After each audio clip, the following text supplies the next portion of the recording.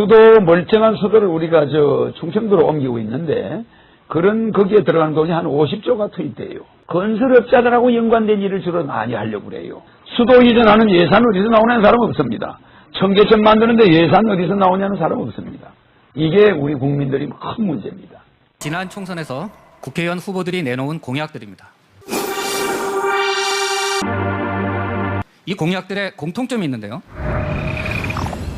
도시에 뭔가를 건립하고 조성하고 지원하는, 한마디로 대규모 건설 개발을 하겠다는 겁니다. 예.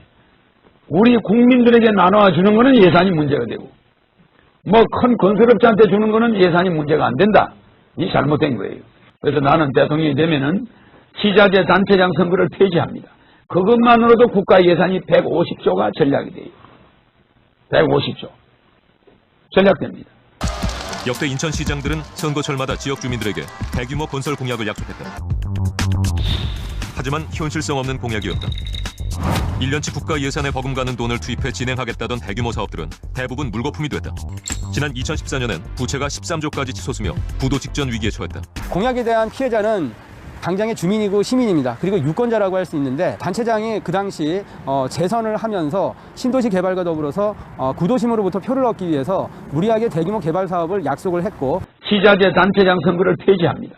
그것만으로도 국가 예산이 150조가 전략이 돼요. 그런데 여러분들한테 이야기한 건국수당, 결혼수당, 출산수당, 이거 1년에 47조가 들어갑니다. 47조. 320조 중에 47조 아무것도 아닙니다. 그래서 경제성장, 그건 빚 좋은 개살구라. 우리 국민들한테는 국리를 기만하는 거예요. 경제를 말입니다. 688불에서 17,000불을 올려놨더니 그 열매는 다른 사람들이 싹 특권층들이 다 따먹었다 이 말입니다. 그래서 내가 대통령이 되면은 나는 경제 살린다. 이따고 말 안 한다 말입니다. 가정을 먼저 살리겠다. 경제를 살리긴 살리되 가정부터 살려놓고 국민들이 정말 편안한 마음으로 잘 살아가고 희망을 갖게 해놓은 다음에 국가 경제는 지절로 살게 되는 거다 이 말입니다. 그런 거 하나 정치인이 따뜻하게 생각해주는 사람이 이 세상에 내가 아무리 눈 비비고 와도 그런 정치인이 한 명이 없는 거야. 가정을 먼저 살려야 되겠다. 이런 여성들, 이렇게 짓밟히는 여성들, 이 지금 여성들은 6가지가 짓밟힙니다. 가정과 직장에서 짓밟히는 거예요. 이거 애들 교육과 직장에서 방황하는 거야. 애 교육에 잘 매달리고 하면 이건 직장에 가서 돈을 벌어야 돼. 제가 10시 이전에 들고 갈 겁니다. 저희 직원들 다 정리해놨어요. 어머니 오셨어요? 소미 왔구나. 네네, 그렇죠. 그거 문제가 안 될 거예요. 저희가 오더를 내리는 입장이니까.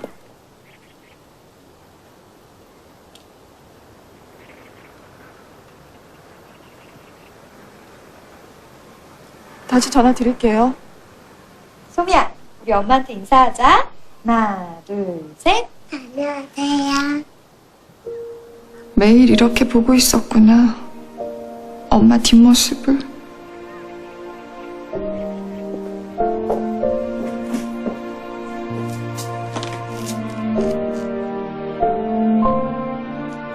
잘 다녀오겠습니다.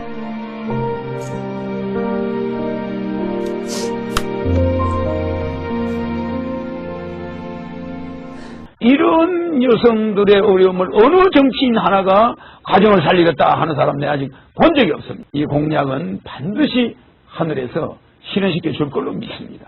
65세 이상 노인들은 건국수당을 주겠다. 예, 저게 그 TV 광고였었는데요. 당시엔 좀 황당하다고 얘기했지만은 저게 현실화 됐죠. 예. 보시는 것처럼 저 그 60세 이른바 노인수당이 2013년에 기초연금으로 현실화 됐습니다. 예. 박근혜 대통령의 대선 공약이었지만 후퇴했다는 논란도 있었고요. 예. 절대 복지 예산이 아닙니다. 우리가 노인들한테 진 빚을 갚는 거니까 매월 노인들한테 50만 원 주는 거는 복지 예산 거지한테 주는 게 아니에요. 이제 결혼을 서로 안 하는 거, 결혼 안 하는 거 세계 1위가 되고, 결혼하는 사람한테는 5천만 원씩, 남자 5천만 원, 여자 5천만 원. 그래서 결혼수당은 사실은 굉장히 중요한 겁니다. 이 결혼수당에는 엄청난 비밀이 있어요. 파괴된 가정을 살리려고 하는 비용입니다, 저거. 국가가 결혼하는 젊은이 한 사람에게 잘 살아라고 돈 5천만 원, 여자애한테 5천만 원 주는 거 절대 많은 돈 아닙니다. 그러면 대한민국을 사랑하게 돼요. 우리나라가 이대로 나가면은 중국이 인구가 앞으로 20억을 돌파할 때 우리 인구는 2천만 명 정도가 되는 거예요. 불과 몇 년 후에 조금 있으면 이제 이렇게 됩니다. 왜? 얼마 전 우리 사회의 주요 기관들이 예측한 대한민국의 미래는 충격적이다. 누구도 이런 22세기를 생각지 않았다. 한때 5천만이 넘었던 인구는 반토막이 난다. 2705년 대한민국은 지구상에서 가장 먼저 소멸하는 나라가 된다. 그래서 우리 인구를 늘려야 된다. 그래서 출산수당을 3천만 원씩을 주게 되면은 그 인구 3천만 명씩 주게 되면은 서로 애를 낳게 됩니다. 출산 장려금 정책이 전국으로 퍼지고 있습니다. 전북 순창구는 장려금 인상을 위한 개정안을 내놓았고 경북 의성구는 넷째 아이에겐 최고 수준 금액인 1,850만 원까지 지원하기로 했습니다. 차라리 개별 가구당 한 명씩 놓을 때마다 1,000만 원씩 준다면 그것이 지금 정부가 하는 다양한 형태의 출산 지원책보다 훨씬 출산을 갖다가 높일 수 있는 부분이 있지요. 이혼 기록은 호적에서 제외시킵니다. 앞으로 전부 제외하고 앞으로도 지난 옛날에 있던 이혼 전과 기록도 다 폐지됩니다. 앞으로 이혼 경력이나 입양 기록 등 민감한 개인정보를 노출하지 않고도 신분관계를 증명할 수 있을 전망입니다. 입사 후 5년간 매월 국가에서 100만 원을 주겠다는 거죠. 중소기업에서 나오는 월급하고는 아무 관련이 없습니다. 중소기업에서 청년 인턴을 채용할 경우 정부가 임금의 절반을 지원해주고 인턴을 정규직으로 전환하면 추가로 6개월간 임금의 절반을 지원하는 중소기업 청년 인턴 제도. 이를 활용한 청년 취업이 꾸준히 늘고 있습니다.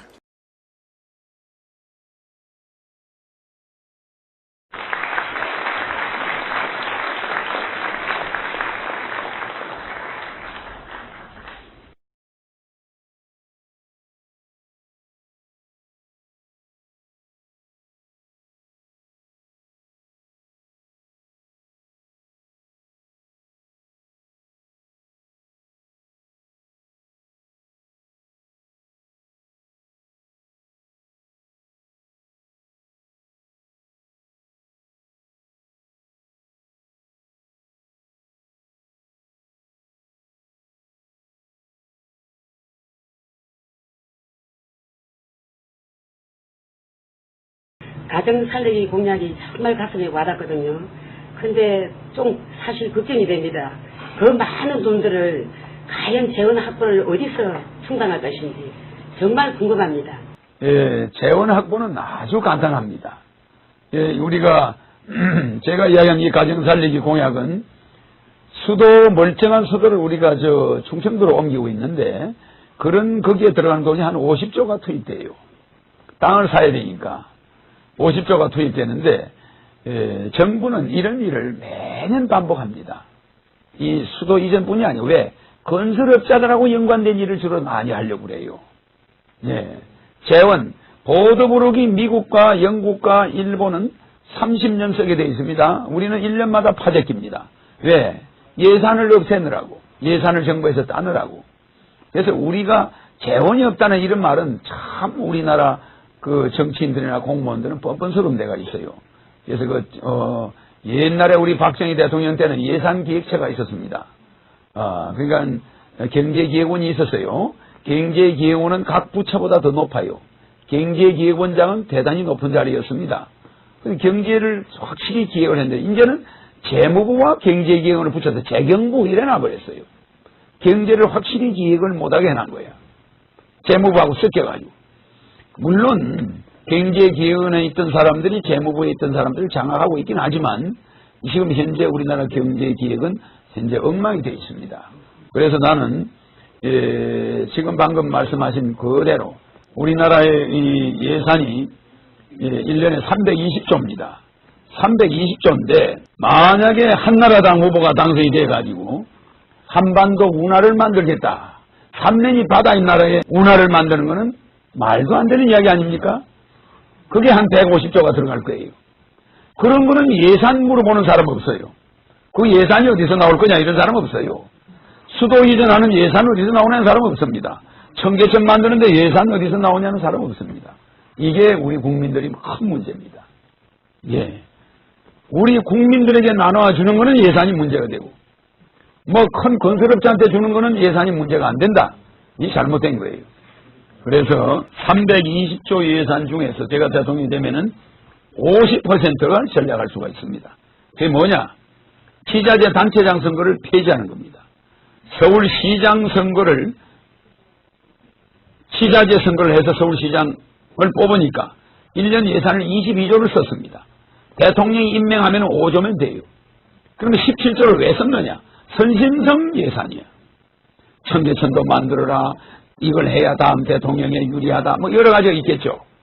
이러니까 맨날 행사, 맨날 홍보, 시장 홍보입니다, 이게. 이래서 시 예산을 절약하지 않습니다. 예. 강남구청장은 강남에서 벌린 세금 자기들 알아서 여유있게 써버려요. 없는 구청에다 안 줍니다. 이런 지자체는 잘못된 겁니다. 그래서 나는 대통령이 되면은 지자체 단체장 선거를 폐지합니다. 그것만으로도 국가 예산이 150조가 전략이 돼요. 150조. 전략됩니다. 그런데 여러분들한테 이야기한 건국수당, 결혼수당, 출산수당, 이거 1년에 47조가 들어갑니다. 47조. 320조 중에 47조 아무것도 아닙니다. 150조라는 예산이 남아요. 또 여기에다가 뭐가 있냐?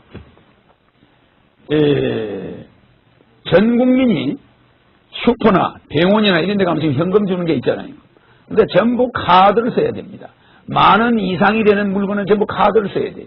수표를 쓰든지 가게 수표를 쓰든지 하여튼 이렇게 바꿉니다. 그래서 세금이 1년에 한 200조가 포탈이 안 돼요. 그래서 공짜로 들어온 돈이 한 200조가 더 들어옵니다. 지금 세금이 한 200조가 포탈되고 있어요. 자, 병원이 100억을 벌었으면 1억 벌었다고 신고합니다. 예, 현금으로 전부 받았으니까. 그래서 현금으로 들어온 부분은 전부 빼버려요. 카드로 벌건 부분만 신고합니다.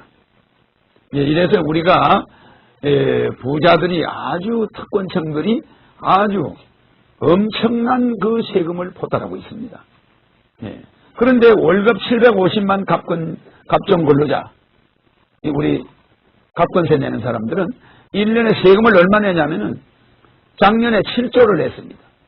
그런데 우리나라의 300만 사업자, 식당 하는 사람부터 재벌까지 사업자가 벌었다고 신고한 게 작년에 3조 원입니다. 그러니까 거기서 세금 얼마 냈냐? 1조는 떼먹어버리고 2조 원 냈어요. 세상에 월급쟁이들, 월급 받는 사람들보다 우리나라 전체 사업자가 낸 소득세가 3분의 1밖에 안 돼요. 그 세금을 얼마나 포탈했냐면 200조 정도 포탈했습니다. 저는 특수하기 때문에 뭐 IQ가 430인 제가 특수한 머리가 있습니다. 세금을 지금의 세율을 굉장히 낮춰줍니다. 또 부자들에게 양도세 안 받습니다. 그렇잖아요. 그 사람들 부동산에 대한 종토세 안 받죠? 부자들이 나를 싫어할 리가 없습니다. 그러나 세금 낼 거는 확실히 내라 이게 사업하는 사람들. 내가 시죠. 그래서 나는 가정주부들이 가지고 있는 주택에 세금 안 받는다 이거예요. 부동산에 세금 안 받습니다. 다만 사업하는 사람들은 확실히 세금을 내라 이 말입니다.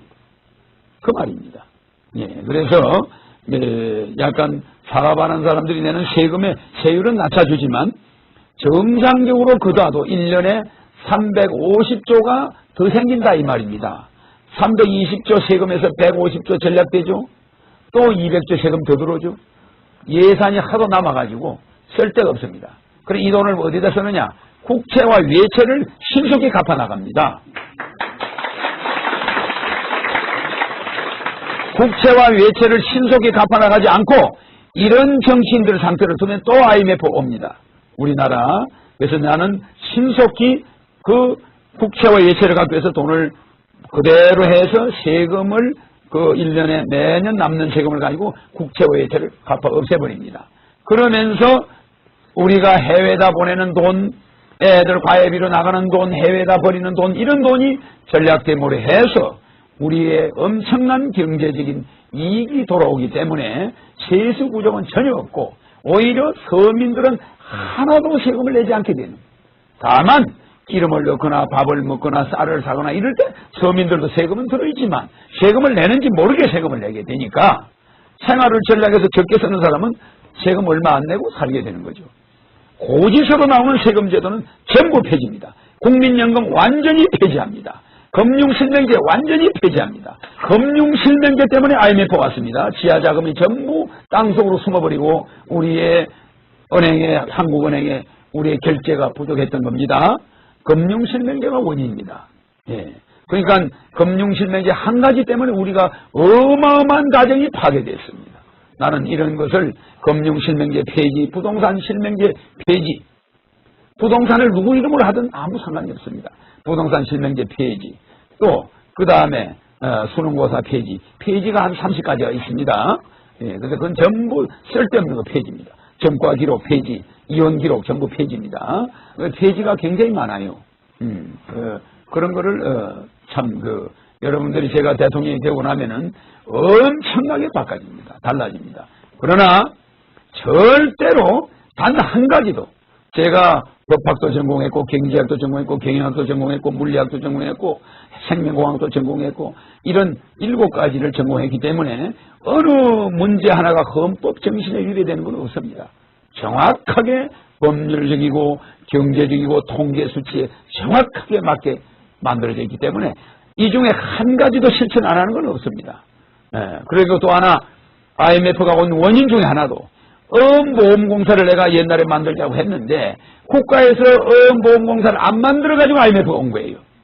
예, 을 끊을 때 보험료를 받게 해가지고 그 보험료를 모아놨더라면 IMF 오겠습니까? 안 오지 않습니까? 그래서 보험공사를 만들어야 되고 그래서 저는 이런 것뿐이 아니라 모든 것이 아주 오케스트라 같이 완벽하게 되어 있습니다. 그 중에 한 가지만 안 돼도 안 되는 거예요. 그 모든 것이 100몇십 명이 하는 오케스트라에서 어느 하나가 반주를 잘못하면 안 되잖아요. 그리고 어느 악기가 없으면 안 되잖아요.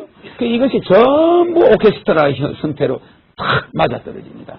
이러려면 IQ가 적어도 430 저 정도 되지 않고서는 도저히 이것을 만들어낼 수가 없습니다. 그래서 제 공약을 가지고 시비를 걸거나 상대방 정당에서 제 공약에 대해서 시비를 거는 자들은 TV 토론에서 저와 마주 앉게 될 것이고 그러면 그 사람들 앞에 모든 통계 자료를 내보일 것이고 명확한 자료를 다 가지고 있습니다.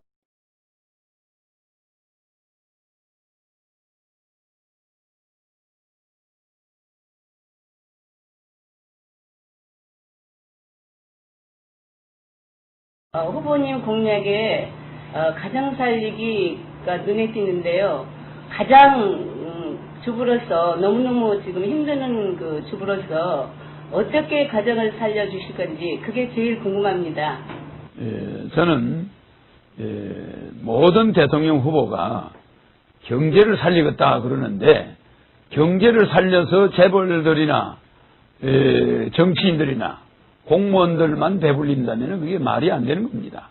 그래서 우리나라 경제가 세계 11인데 우리 국민들이 느끼는 불안감이나 어려움은 세계에서 아주 꼴찌에서 몇 등째 갑니다. 이건 뭐냐? 경제를 살리긴 살렸는데 특권층들만 살리는 거예요. 그 경제의 이익은 특권층이 다 가져가는 거예요. 현대중공업 주식값이 19,500원 하던 게 예를 들어서 39만 원이 올라갔다는 것, 35만 원을 넘었어. 불과 몇 년 사이에. 그러니까 19,000원 하던 주식값이 35만 원, 39만 원 오르락내리락. 누가 일하고 싶겠습니까? 말하자면은 경제지표가 GDP는 8천억 불인데 국민 총생산은 800조인데 그 사람들이 주식값으로 올라간 돈이 900조예요.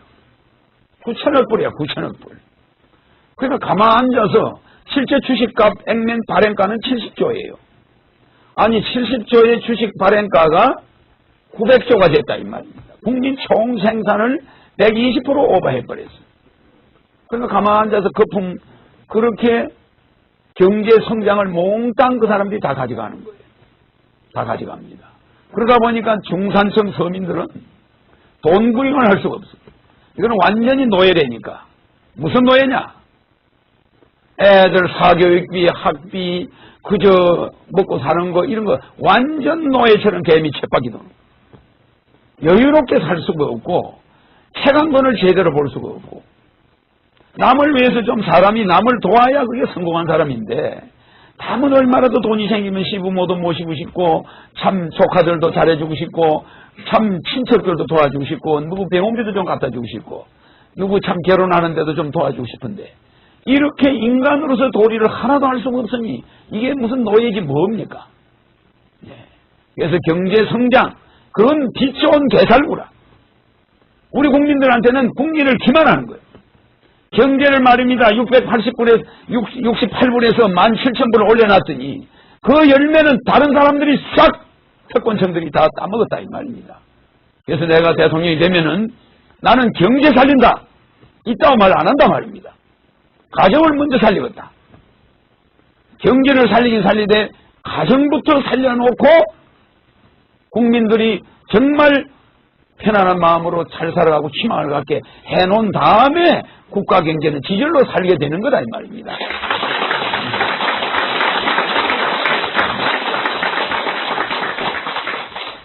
그래서 가정을 먼저 살리기 위해서 나는 가정 살리기 10대 혁명 공약이다. 그래서 가정 살리기 공약을 하니까 저런 또 정신 나간 사람이 어디 있냐. 다 그럴 겁니다. 그러나 나는 이 이야기를 하면서도 눈물이 나는 거예요. 내가 왜 이 이야기하면서 눈물이 나느냐? 내가 밥을 못 먹느냐? 아닙니다. 나는 얼마든지 무슨 IQ 432 밥을 못 먹어서 남의 가정을 살리겠다 하면서 내가 눈물을 흘리겠습니까? 나는 97년에 대통령 나갈 때 수백억의 돈을 써본 사람인데 돈이 없어서 내가 눈물을 흘리겠습니까? 너무나 우리 국민들이 겪는 거. 한 여성이 남편이 실업자금으로 일어나서 보험회사 가서 그 죽을 여러 남자들한테 시달려가면서 보험 하나 따겠다고 또 자기 모든 자존심을 버리고 나중에는 자살까지 할 정도가 되는 그 죽을 고비를 넘기면서 살아가는 여성들. 네트워크 회사 가서 그나마 남편 퇴직금 다 없애고 그나마 자식들을 봐서 살아있는 거지 개인의 자존심을 생각한다면 자살하고 싶은 사람이 대부분이에요. 그런 거 하나 정치인이 따뜻하게 생각해주는 사람이 이 세상에 내가 아무리 눈 비비고 와도 그런 정치인이 한 명이 없는 거야.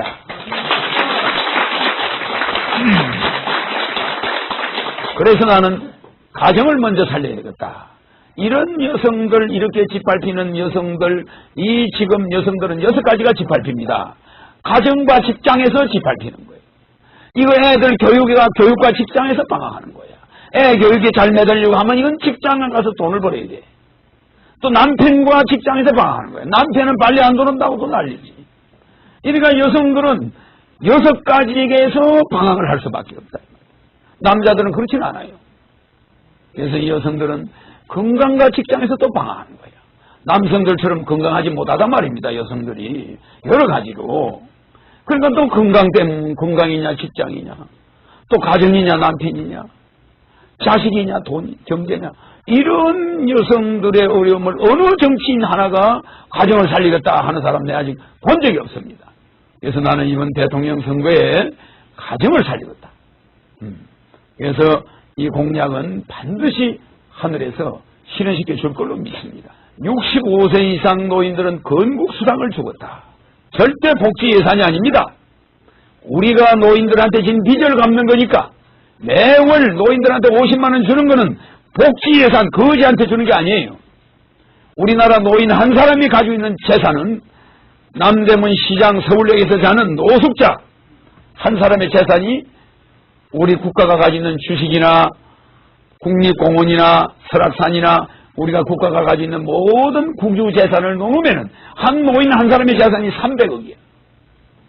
아무리 그러지라도 그 사람 재산은 300억이 있어 사실은.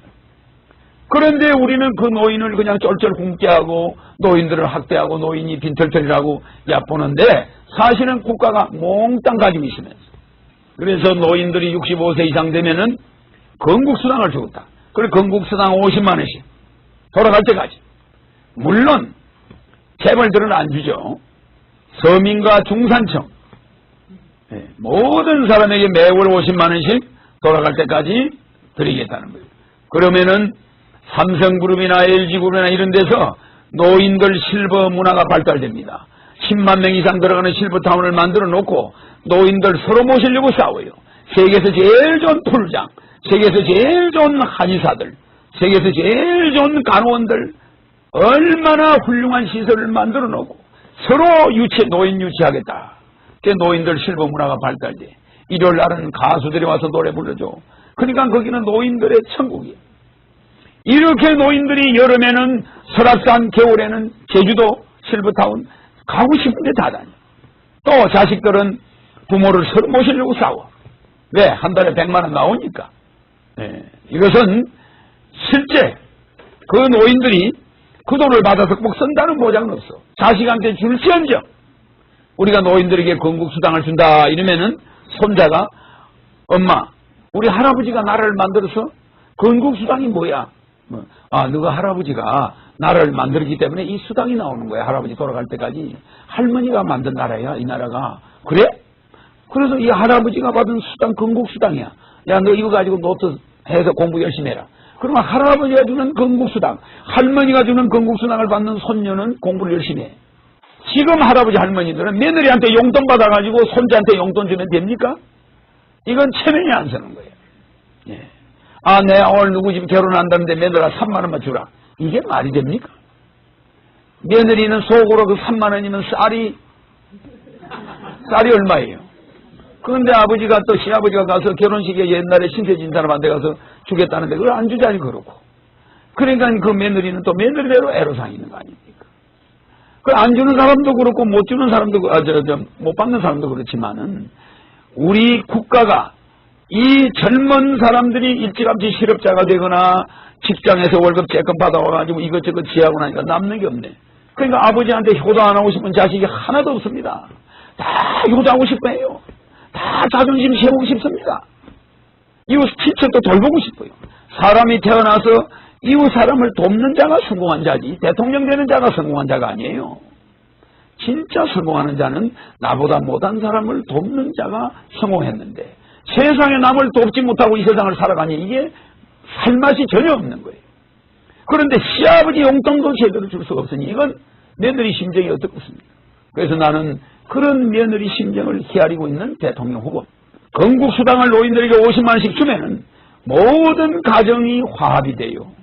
시어머니, 며느리, 아들과 부부관계 다 화합이 됩니다. 손자와 할아버지 이게 다 풀어지는 거예요. 전부 사회가. 아버지 어머니 때문에 이혼하는 사람 많습니다.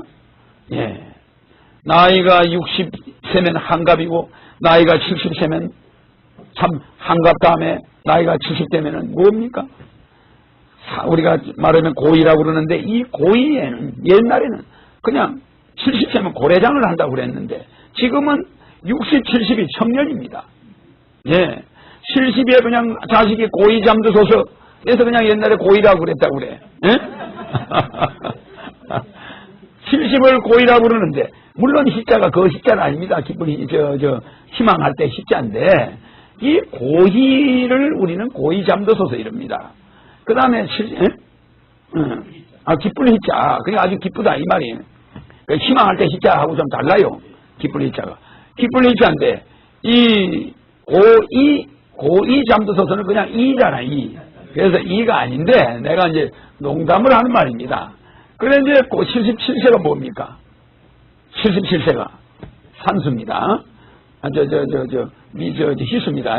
그 다음에 80세가 산수예요. 그 다음 88세가 미수고, 그 다음에 90세가 이제 99세가 백수입니다. 이렇게 100살까지 대부분의 노인들이 앞으로 살게 되는데 이 40~50년을 대부분 실업자. 물론 60세가 되기 이전의 실업자가 엄청나게 많습니다. 그래서 나는 건국수당을 65세부터 주기 때문에 그 65세 미만은 뭘 해주느냐? 이거는 이제 또 건국수당 말고 또 내가 가정살리 공약에 들어있습니다. 그것은 내가 이야기하는 그 33뉴딜 정책, 거기에서 여러분들의 직장이 실업자들이 모두 가서 한 달에 먹여주고 재워주고 100만 원짜리 산삼유질 정책이 있습니다. 있는데 이 건국수당은 사실 우리나라 국민들이, 우리 청년들이, 또 젊은 사람들이 노인들한테 효도할 수 있는 마음은 있으나 못하는 것, 이 문제를 완전히 해결하고 국가가 80%를 노인 문제를 해결해 줄 때 자녀들은 20% 정도만 부모한테 하면 되게끔 이래주면 모든 사람이 효자가 되는데 지금은 그렇지 못해요. 자기 딸 자식, 자기 아들 자식 학비 하나 제대로 줄 처지가 못 되는 젊은이들이 수습을 한데 어머니 아버지까지 모시고 있고 맨날 아프다고 하면은 그게 고통스럽고 그렇죠. 그래서 제가 대통령이 되면 이 노인 문제를 완전히 해결해요.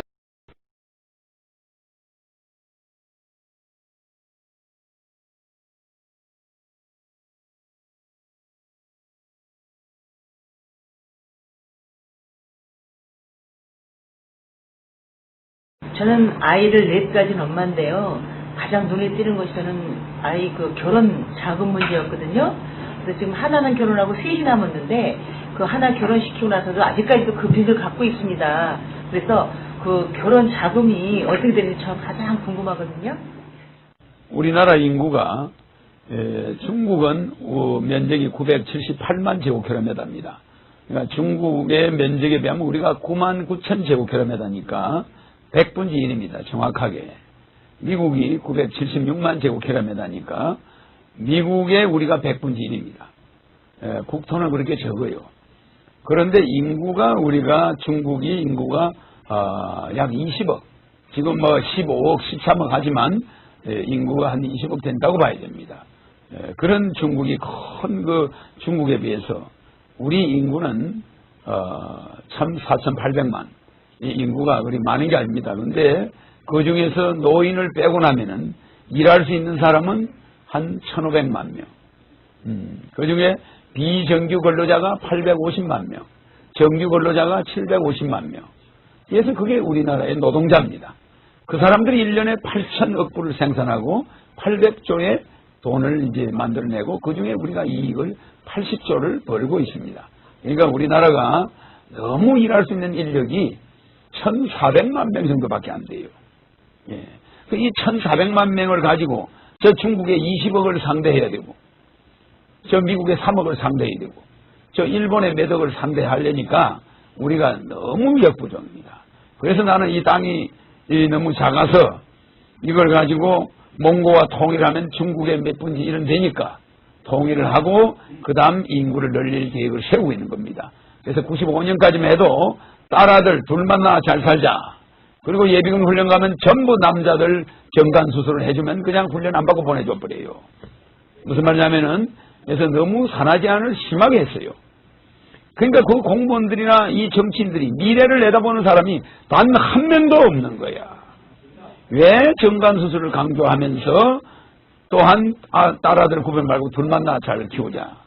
이런 그 공약을 해가지고 국민들 계몽을 해가지고 국민들을 현재 이런 사태가 올 줄 몰랐습니까? 그리고 쌀은 남아가지고 다 갖다 버리고 이런 상태입니다. 술 만들어 버리죠.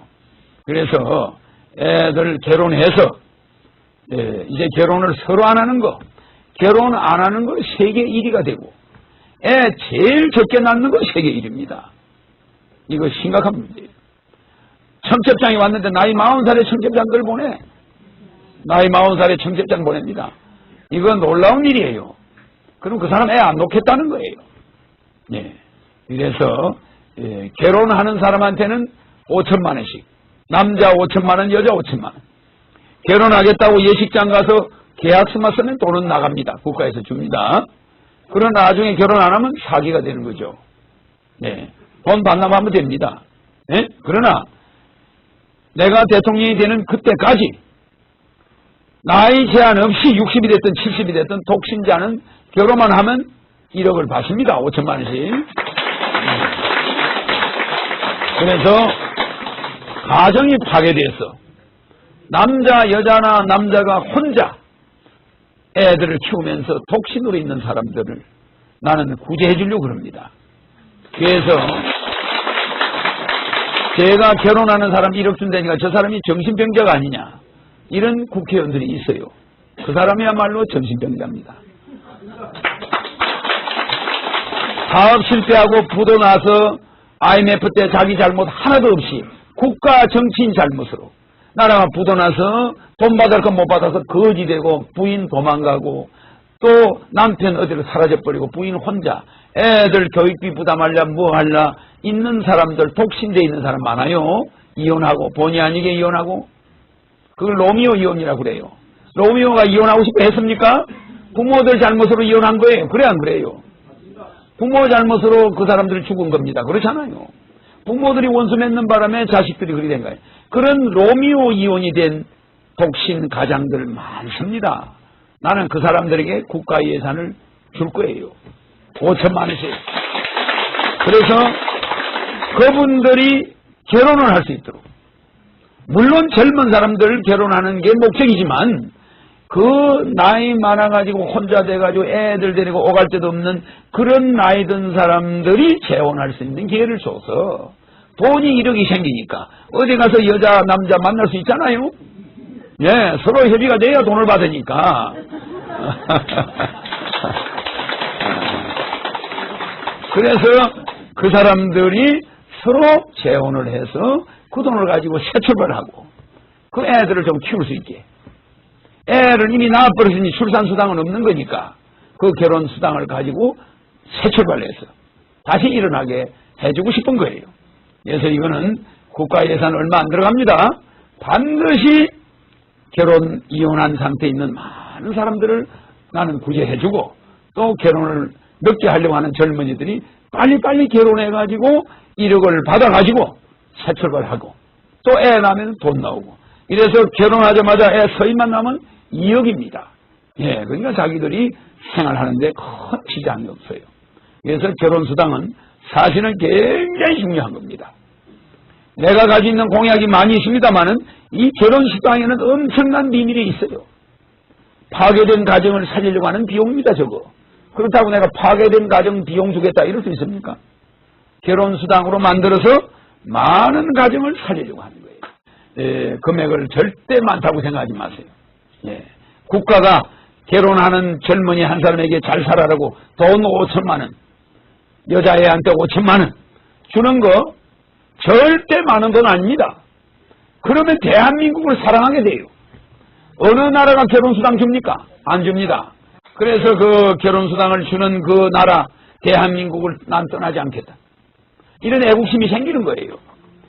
애 너 있는 사람 아까 애 하나 결혼시켰는데 그 하나 결혼시킨 빚을 지금도 가지고 있는데 아마 평생 가져갈지도 몰라. 그런데 애 서희를 앞으로 어떻게 결혼을 시킵니까 또? 또 그 애 서희가 실업자가 안 된다는 보장이 없잖아. 대학 나와가지고 금방 취직 안 돼. 그러나 나는 100% 취직을 보장하는 공약이 가정살리 공약에 들어있습니다. 그렇지 않습니까? 그러니까 결혼수당은 서민들의 결혼으로 인한 가정부채에 대한 노이로제를 없애겠다. 그래서 우리 어머니 아버지들 보면 사실 눈물이 나요. 그 사람들이 그냥 못 먹고 돈 벌어서 집 한 칸 있는 거 애 30명 결혼시키다 보니까 결혼시켜서 시집장가 보내놔고도 욕도 먹는 거예요. 왜? 누구 부잣집에는 뭘 해줬는데 나는 뭐 하나 해가지고 가서 집에 가서 남편하고 얻어 터지고 그 해사는 거 보니까 그 딸난 부모 입장이 어떻겠습니까? 많이 못 해준 것이 꼭 죄짓는 것 같잖아요. 그러고도 빚은 빚대로 남아. 마음은 마음대로 아프고 빚은 빚대로 남고. 이래서 이 노인들이 늙어서 갈 곳이 없어지는 거예요. 그냥 이 사람 저 사람 와서 빚 갚아라 뭐 이러니까 결혼으로 인한 서민 부채가 어마어마합니다, 여러분. 이거 난 뿌리 뽑겠습니다.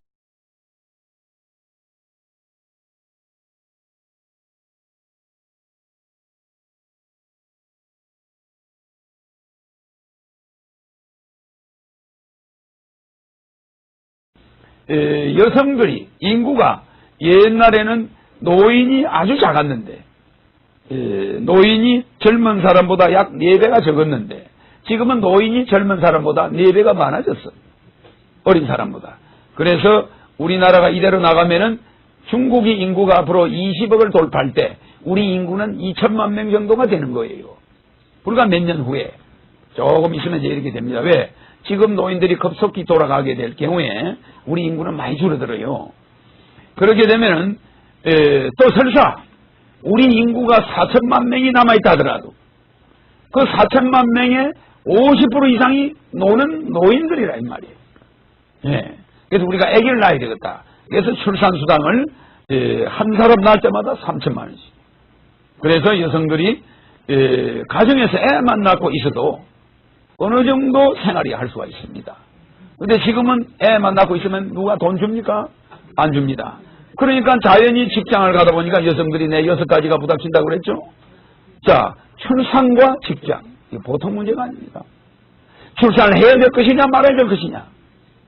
그러면 내가 이 가정을 그냥 빚을 져가면서 이대로 유지해 갈 것이냐. 애 낳아가지고. 이거 심각한 문제예요. 여러분들은 안 당해본 사람도 있겠지만 여성들은 그게 심각합니다. 그래서 나는 이 여성들의 6가지 부닥치는 이 갈등을 완전히 뿌리채 뽑아서 해결해 줄 것이에요. 그래서 출산수당 3천만 원, 애 하나 낳아가지고 애 낳으면 바로 주니까. 출생했다는 근거만 있으면 바로 주니까. 그 돈 3천만 원 가지고 호떡 장사를 하든 뭘 하든 하다가 망하면은 또 애 하나 더 낳으면 돼요.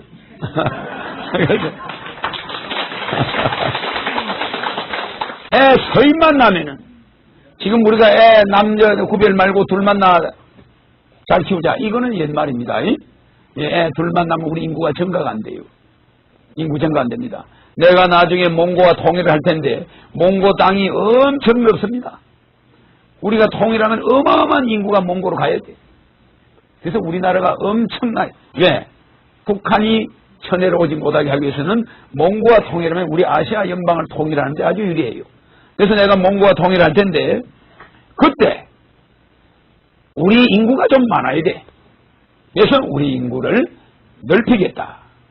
그래서 우리 인구를 늘려야 된다. 그래서 출산수당을 3천만 원씩을 주게 되면은 그 인구 3천만 명씩 주게 되면은 서로 애를 낳게 됩니다. 예. 그래서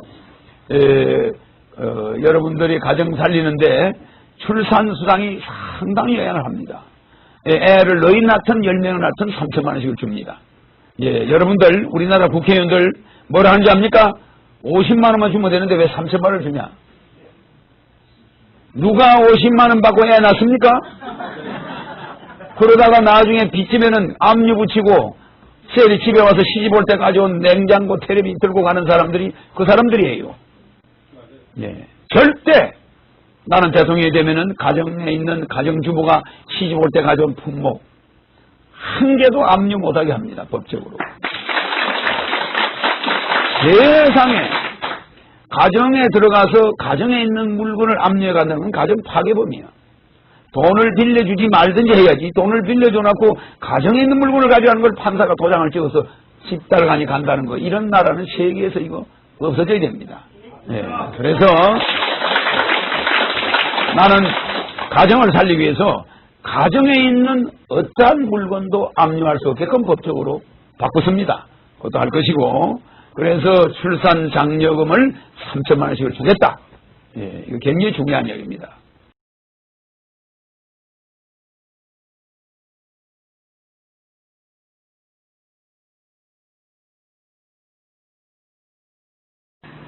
부채수당이라고 있으시다고 말씀하셨는데요. 거기에 대해서 좀 말씀해 주십시오. 네. 고맙습니다. 부채수당은 우리 국민의 민주주의의 3대 원칙에 세 번째 나오는 절대 공평의 원칙 때문에 만들어 놓은 겁니다.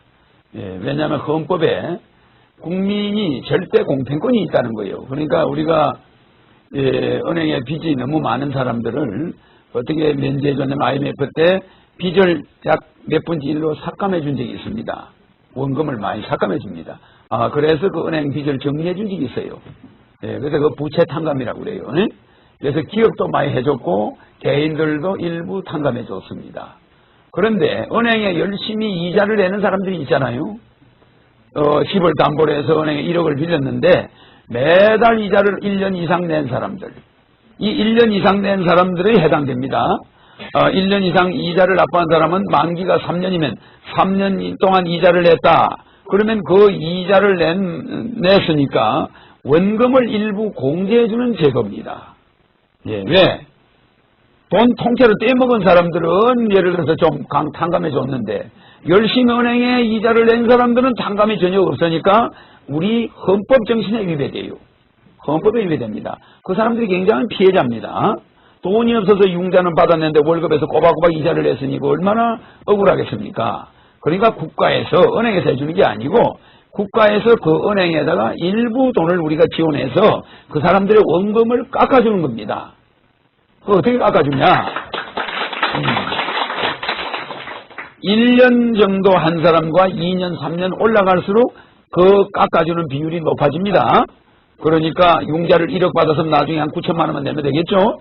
이런 식으로 원금을 깎아줌으로 해서 이 헌법에 위배되지 않겠다는 거예요. 그래서 나는 이 우리 헌법, 이 민주주의의 이 3대 원칙이나 자본주의의 3대 원칙, 그리고 국민의 5대 권리와 국민의 3대 권리, 국민의 4대 의무, 나는 이런 걸 굉장히 중요시합니다.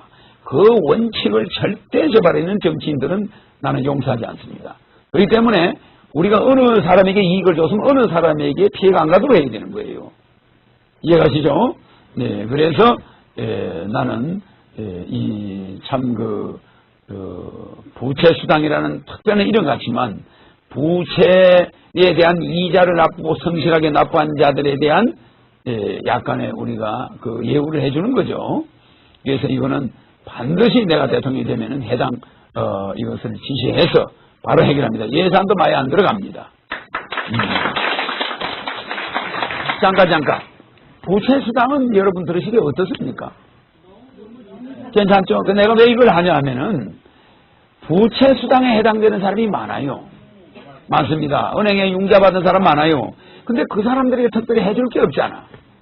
그 사람들을 대통령 선거 때 TV 토론에 가서 부채 수당하니 이게 뭔가 할 거 아닙니까? 그런데 생판 안 낸 사람들은 탕감해주고 막 이랬는데 여기까지 이자 낸 사람은 아무 이익이 없다니 이게 좀 서운하지 않습니까? 그래서 이게 경평에 어긋나면 안 돼요. 이 대통령이라는 건. 그래서 내가 저걸 만들어 놓은 거예요.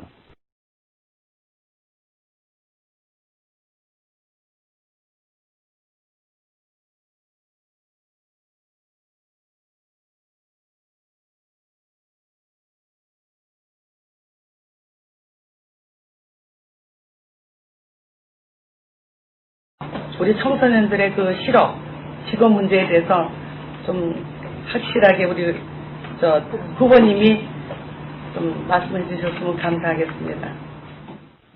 청년 실업 문제는 이게 참 세계적인 문제입니다.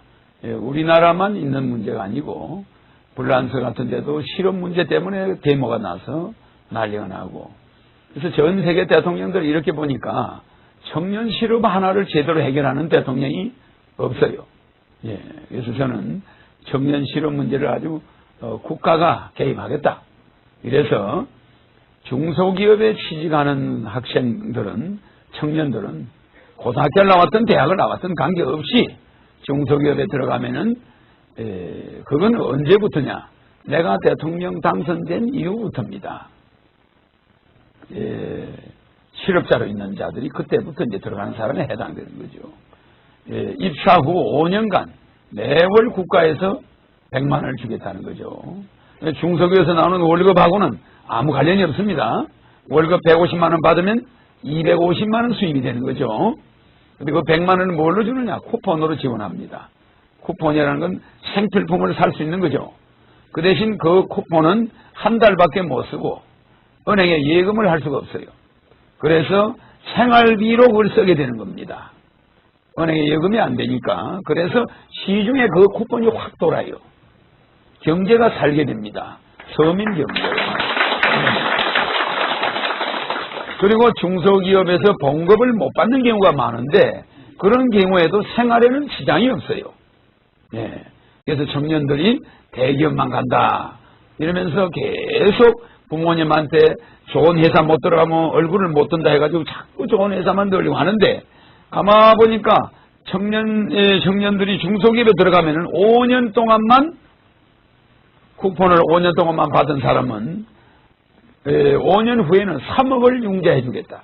무담보, 무보증, 무이자다. 그러니까 어머니 아버지가 보증 설 필요가 없어. 그리고 이자가 없어. 그러니까 뭘 한번 해보라 이거예요. 그래서 창업자금이야. 그거는 그걸 받기 위해서 너도 나도 중소기업에 들어간다. 그래서 부모들한테도 어머니 나 이 조그마한 컴퓨터 회사에 들어갔어요. 그러면 창피하지가 않아. 지금은 어머니한테 아니 LG그룹에 시험 쳐야 될 애가 내 그 중소기업 조그만 데 이름도 들어갔다 이러면 창피하니까 애들이 자꾸 이력서만 넣는 애들이 많은데 그때는 실업자는 정신병자야. 청년이 그때 실업자로 있으면 그건 정신병자야. 고시 공부만 하고 있다 그러면 이상하게 봐요. 그래 안 그래요? 예, 그때는 너도 나도 중소기업에 취직해가지고 기술도 배우고 사업하는 방법도 배우고 그러다 보니까 자기 기술 자기가 중소기업을 창업하기도 되고 또 국가에서 한 5년 해보고 나니까 3억을 주니까 너도 나도 신청하면 돈이 나오니까 그 3억 가지고 부모 도와줄 수도 있어요. 꼭 자기가 그 회사 사장하는 법은 없잖아. 그 3억 가지고 어머니 아버지가 실업자로 있으면 어머니 아버지 같이 좀 합시다. 이러니까 우리 나이 든 사람들 살 길도 생긴다 이 말입니다.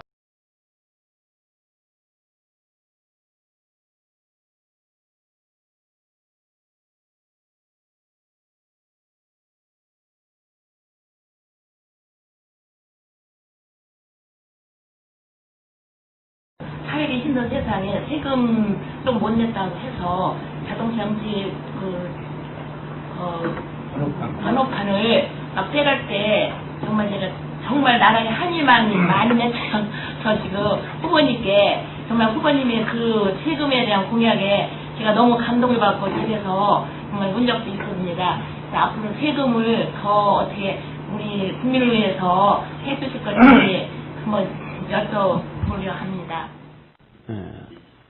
가정살리기 공약 중에 6번째 세금 고지서 폐지가 있습니다. 세금 고지서 폐지는 뭐냐면 우리나라 세금이 36가지가 있어요. 이 36가지 세금 제도를 다 없애고 한 가지만 남기는 거죠. 그러니까 무슨 말이냐면은 자동차 기름을 넣을 때 세금이 72%가 들어 있습니다. 그러니까 자동차 기름을 10만원을 넣으면은 7만 2천 원을 세금을 낸 거예요. 7만 2천 원 세금을 냈는데 또 집에다가 세금 고지서가 나옵니다. 1년에 2번. 그러니까 자동차 기름의 세금은 뭐며 집에 오는 세금은 뭐냐. 자동차 기름에 들어간 세금은 주행세라고 그래요. 차가 길에 갈 때 받는 길을 주행하는 세금. 종로 을지로를 무료로 다니니까 주행하는 세금을 내라. 그래서 그건 주행세고 집에 고지서를 보내는 건 보유세라는 거야. 자동차를 보유하고 있으니까 내야 된다. 그래서 이거는 말이 안 맞는 겁니다. 자동차 주행세만 내면 되는 거예요. 보유세는 말이 안 되는 겁니다. 그래서 자동차 주행세는 기름을 넣지 않으면 안 가는 차가 갈 수가 없으니까 누구나 100% 세금을 냅니다. 세금을 내기 때문에 보유세를 별도로 내는 것은 불법이에요. 그래서 자동차 세금 제도는 완전히 바꿨습니다. 그래서 주행세에다가 1% 올립니다. 그러면은 72%가 73%가 되겠죠. 그러면은 세금 고지서가 집에 나올 필요가 없는 거예요. 이렇게 해서 자동차 세금을 바꿔야 되듯이 그러면은 어떤 현상이 오냐? 자동차를 가지고 을지로나 종로에 복잡한 데 안 가게 돼요. 가면은 차가 막히는 데만 가면 자기 혼자 세금 다 내고 있는 거예요. 왜? 기름이 많이 없어지면 세금 많이 내잖아. 근데 집에 세워놓고 복잡한 러시아어를 피해버리면은 1년 내내 차를 가지고 있어도 세금 한 푼도 안 내는 거예요. 그렇지 않습니까? 꼭 필요할 때만 쓰니까. 이래서 자동차 산업은 산업대로 잘 되고 차는 잘 팔리고 차가 팔려야 우리도 사니까 차는 잘 팔리고 교통체증은 없어지고 국민은 편하고 그렇지 않습니까? 예. 환경은 파괴 안 되고 기름이 막 막힌 데서 차를 공회전하고 있으면 매연이 많아져가 우리 환경이 파괴되잖아요. 네 가지가 좋아지는데 왜 이걸 안 하느냐? 너무나 우리 정치 지도자들이 IQ가 낮기 때문에 그래요. 어떻게 하면 세금을 많이 매기느냐? 이것만 연구하는 겁니다. 국민들의 불편함은 조금도 생각 안 해. 그래가지고 그 세금 고지서 보유세를 부과하다 보니까 무슨 문제가 생겼냐? 그야말로 기름 넣어서 다 운행한 차가 보유세 그거 안 냈다고 해가지고 남바 떼버리고 또 계속 고지서 발부하고 또 자동차 번호판 떼러 다니는 사람 또 경매 붙이는 사람 이러다 보니까 또 자동차를 몰래 버리는 사람 세금이 밀려가지고 이러다 보니까 대폐차 문제도 있지만 대포차가 만들어지는 거예요. 세금 때문에 아예 세금을 몇 년 안 낸 차를 서로 매매를 해. 그래서 주인이 누군지도 없어. 그러니까 여자들 납치하는데 그 차가 줄었어요. 그게 한 10만 대가 돌아다녀요. 10만 대가. 범죄하는데 꼭 쓰고 있습니다. 그 차를. 그 내가 대통령 되면 대폐차는 한 대도 없이 대포차는 없어집니다. 없어지면서 범죄용으로 쓸 수 있는 차는 싹 다 없어지면서 자동차 그동안에 세금 밀린 거는 전부 100km 돌려줍니다. 못 낸 거는 전부 없는 걸로 해줘요. 싹 없는 걸로 해주고 다음부터는 자동차 보유세는 없어집니다. 이렇게 해야 여러분들이 편해지듯이 그 이외에 35가지 세금 제도도 다 없어지는 거예요. 그러니까 없어지는 거 제가 열거하겠습니다. 집에 전기세, 수도세, 가스요금, 핸드폰 요금, 전화요금, 그 다음에 자동차세, 주민세, 재산세, 양도세, 그 다음에 종토세, 모든 일반적으로 가정에 나오는 세금 고지서는 100% 없어집니다. 예.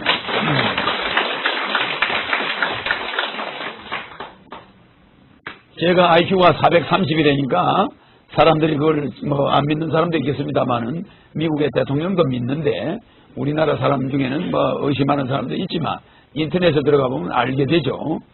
이게 왜 이러냐면은 IQ 100인 사람들이 만들어낸 세금 제도는 어떻게 하면 사람들을 세금을 연구해가지고 하수도세까지 만들고 이제 쓰레기 봉투에다가 세금을 붙여놨어요.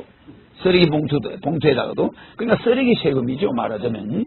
그러면 국가에 내는 우리의 세금은 뭐 하는 데 쓰고 쓰레기 세금을 별도로 거뒀습니까? 그래 안 그래요? 예? 그 말이 안 되는 겁니다. 우리가 근본적으로 내는 세금이 있어요. 예?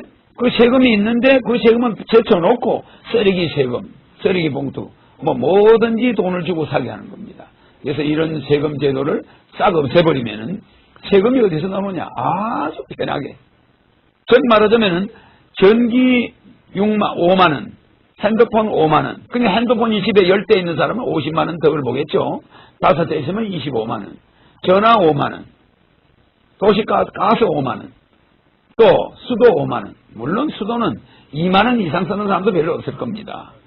그러니까 뭐 5만 원으로 정해놨대서 꼭 5만 원어치를 쓸 사람 없잖아요. 서로 바빠서 요새는 수도 요금 쓰고 집에 있을 사람이 별로 없으니까. 그러나 집에 전기료 안 냈다 수도료 안 냈다 해서 그거 끊어버리는 사람도 있어요. 아직까지 한국전력에서. 그래서 노인이 혼자 있는데 전기 밤에 끊어버리고 핸드폰 끊어버리고 전화 끊어버리면 노인이 어떻게 됩니까? 그래서 앞으로 서민과 중산층들은 어떠한 경우도 가정집에 세금 고지서가 없어지는 대신에 누가 그걸 내느냐? 쌀을 살 때 쌀에 세금이 들어있습니다.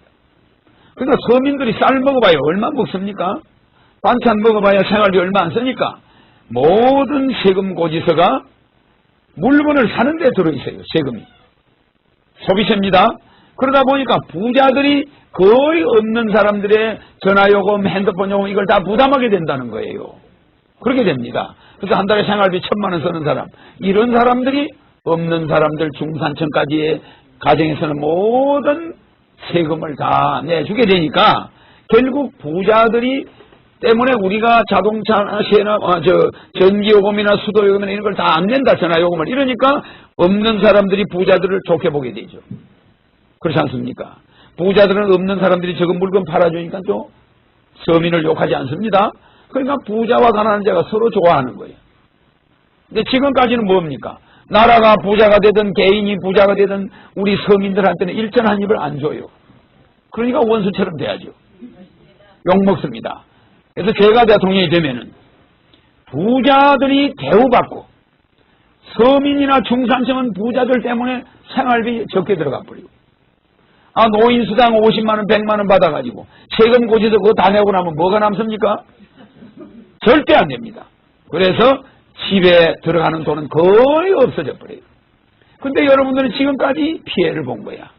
대통령이 정치를 잘못하는 바람에 안 내도 될 돈을 지금까지 어마어마하게 낸 거예요. 국민연금도 폐지입니다. 왜? 연금 들고 싶은 사람 들으라 이거예요. 일반 보험회사에. 그래 안 그래요? 그것도 고지서야. 그냥 늙으면 무조건 65세 되면 50만 원씩 나오는데 뭐하러 연금을 듭니까? 그래 안 그래요? 그래서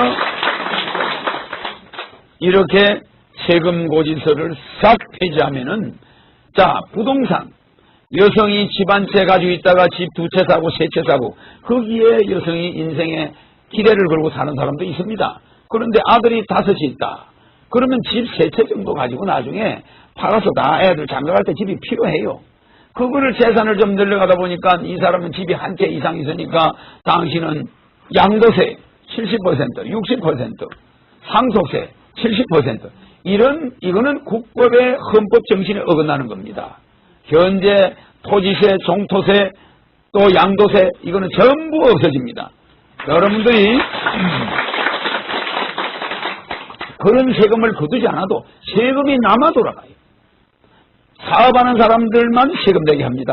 절대 부동산을 좀 가지고 있다 해서 세금 나오지 않습니다. 단 부동산 사업을 하는 사람은 세금을 내야 돼요. 집 4채 가지고 있고 땅 많이 가지고 있다고 무조건 세금 내는 거 잘 보세요. 그 집에 불이 나서 사람이 죽으면 내가 교도소 갑니다. 그렇잖아요? 그런데 집 팔리면 그 돈의 60%를 국가가 가져가겠다는 거야. 그렇지 않습니까? 절대로 그것은 불법입니다. 그래서 국가는 개인이 세금 다 내고 가건세 다 내고 산 집, 그 집값 올라가는 거 그거 국가가 가져가면 도둑질 하는 거예요. 예. 그래서 우리 헌법에는 국민의 민주주의의 3대 원칙, 행복 추구의 원칙, 절대 공평의 원칙, 인간 존엄의 원칙이 있습니다.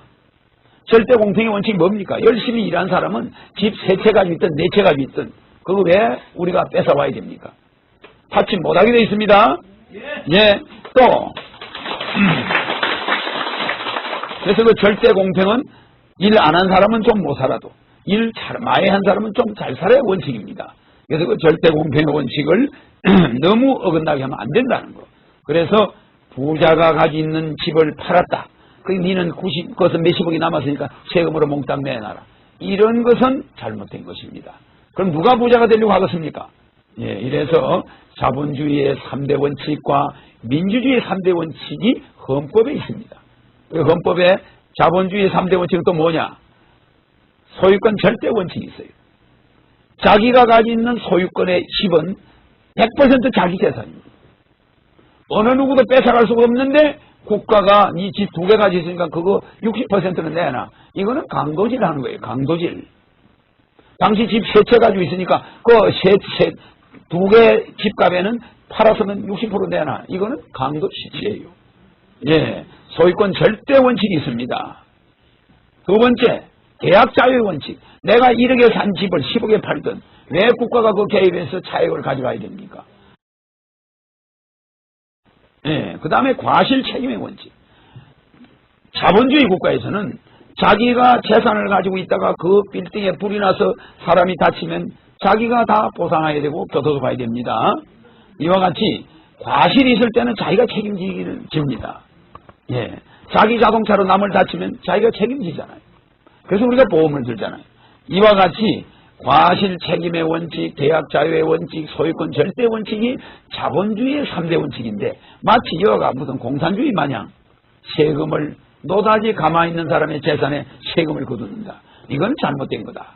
열심히 돈 번 사람을 우리가 잘못하고 있는 것입니다. 그래서 그 부자들이 소비를 많이 해가지고 세금을 그 소비세를 많이 내가지고 이 물건을 많이 소비해서 세금 내는 걸로 우리의 전기, 전화, 수도요금을 다 내주는 건 좋은데 그 부자들이 조금 잘 사는 것까지 다 재산까지 뺏으려고 하면 안 된다 이 말입니다.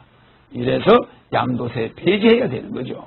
예, 그래서 우리가 내가 또 이거 말고 또 있죠. 우리의 국민의 5대 권리, 국민의 5대 권리가 뭡니까? 청구권, 평등권, 참정권, 사회권, 자유권이 있습니다. 우리 국민은 평등권이 있습니다. 평등권. 근데 그 평등권은 헌법에 있는 평등권은 우리 국민의 절대적 평등권 아닙니다. 상대적 평등권이에요. 아무리 우리가 투표를 해야 된다, 민주주의다 하지만 20살이 안 된 애는 투표할 권리가 없습니다. 상대적 거기에 부합해야만 평등권이 오는 거죠. 이와 같이 국민의 5대 권리에도 그게 어긋나는 것이고, 국민의 4대 의무에서 우리가 4대 의무를 보면은 우리가 참 국방의무, 납세의무가 들어있습니다. 국방의무, 납세의무, 교육의무, 근로의무 이렇게 있는데, 그 납세의무라는 건 뭘 뜻하냐 하면은 내가 사업을 했을 때 소득에 대한 이자예요. 그 세금입니다.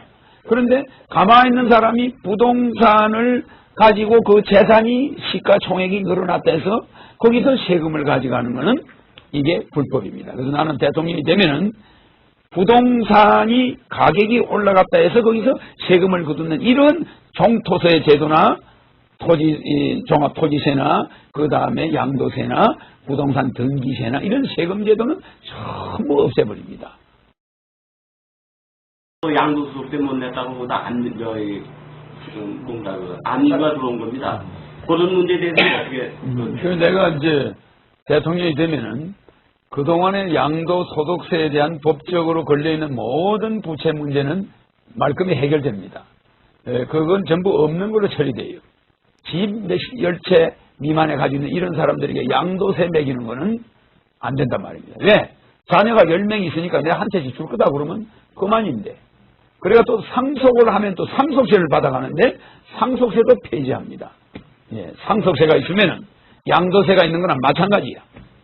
야, 막내 아들한테 이거 한 채 주겠다. 네. 둘째 아들한테 한 채, 셋째 아들한테 한 채 주는데 그거는 상속세가 또 해당이 되면 안 되잖아요.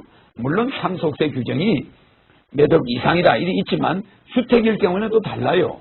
그러니까 그 상속세를 없애야 됩니다. 그래서 1년에 우리가 상속세 거두는 게 1조 원이 안 되는데 그것 때문에 얼마나 많은 사람들이 우리나라 주식이 외국에 넘어가는지 몰라요. 그래서 이건희가 상속세가 없어야 이재룡이한테 100% 상속을 해줘가 삼성의 기업 방어를 하는데 이게 맨날 상속 때마다 되면 외국 기업이 우리나라 기업을 싹싹 주워 먹어버려요. 왜? 이건희 지분이 줄어드니까 그때를 노리는 거야. 상속할 때 80% 70% 국가가 상속세를 뺏어가 버리니까 외국 기업들이 그때를 노리니까 우리나라 기업이 상속세 때문에 70%가 외국에 넘어갔습니다.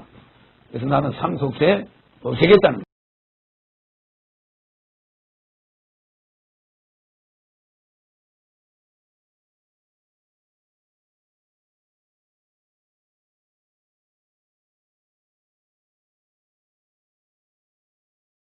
했는데 65세 이상 노인에게는 건국수당을 지급해 주시는 데 더욱 환영한데요. 그 65세 미만 장년들에 대한 대책은 어떻게 강구해 주실 건지 좋은 고민을 듣고 싶습니다.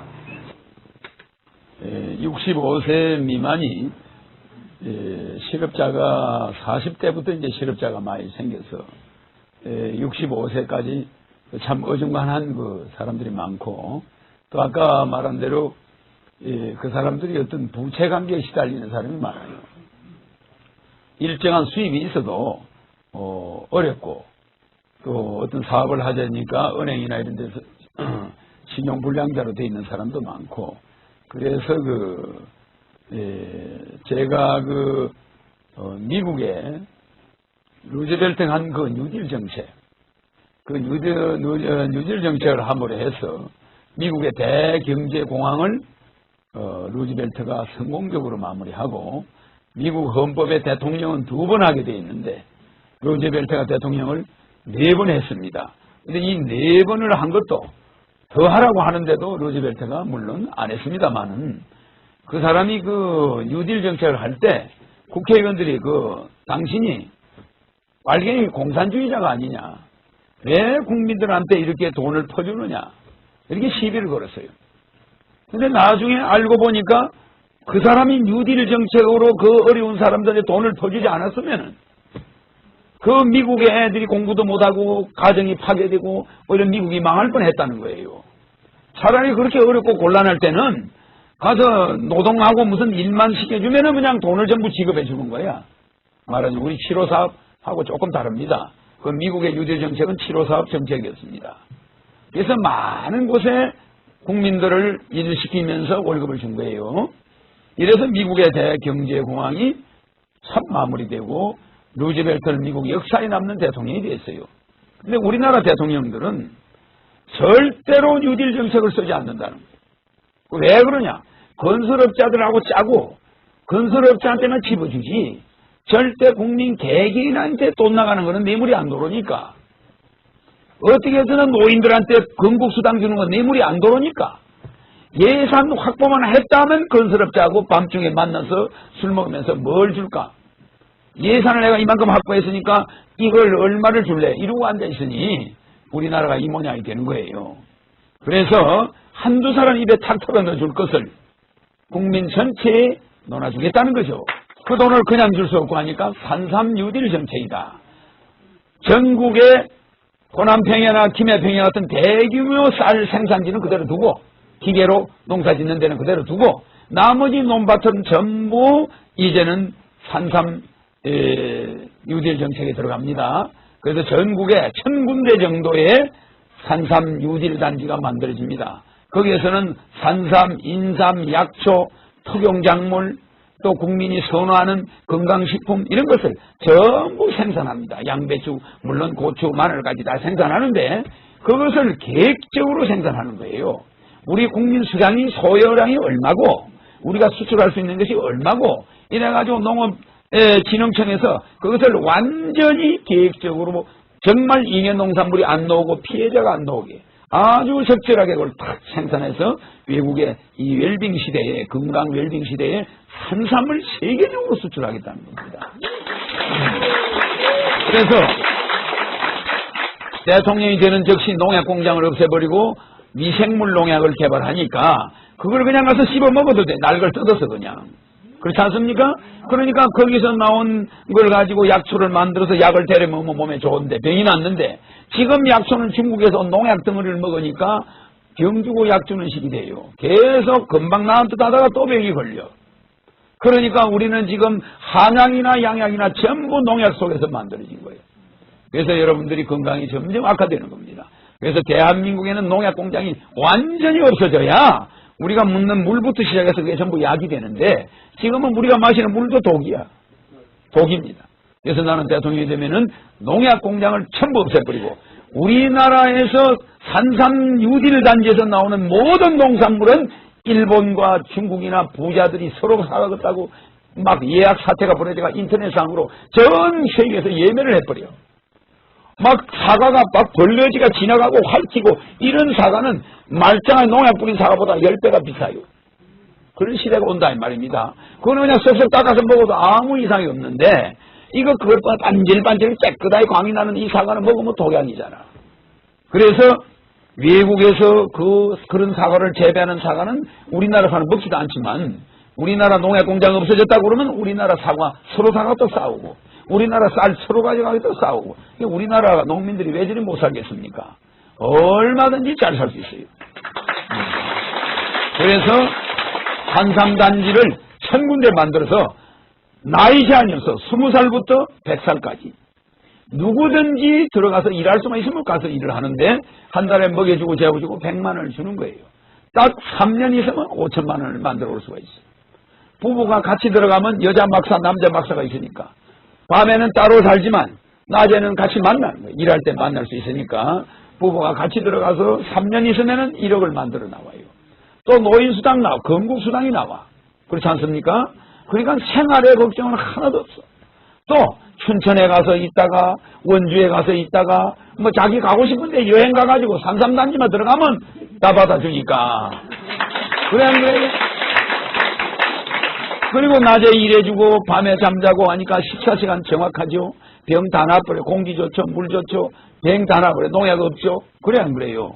그런 데서 농사 짓고 하다 보면은 논밭에 가서 일하고 이러면 밥맛이 좋아지고 흙을 밟고 다니니까 좋고 이래서 부부 사이 좋아지고 그렇지 않습니까?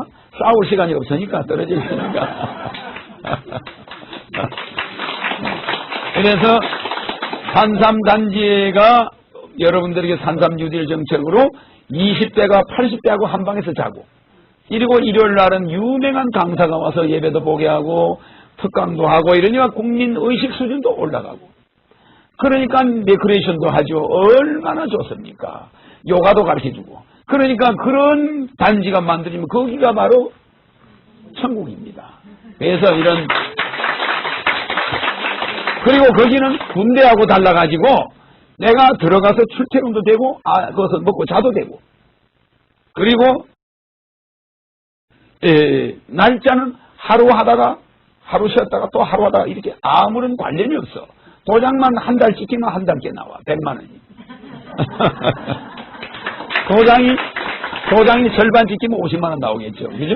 그러니까 누가 있으라고 하지도 않아도 서로 있겠다고 난리가 나요. 누가 통제하지 않는다 이 말이죠. 그러니까 젊은이가 노인을 상대해보게 되고 노인이 젊은이한테 경험하게 되고 이래 서로 친화돼요. 거기 갔다 오면 술 먹던 사람은 단 술, 담배는 못하게 하니까 술 먹던 사람은 거기 가서는 술 끊어야 되겠죠. 담배 같은 걸 끊어야 되겠지. 그러나 건강이 좋아진다는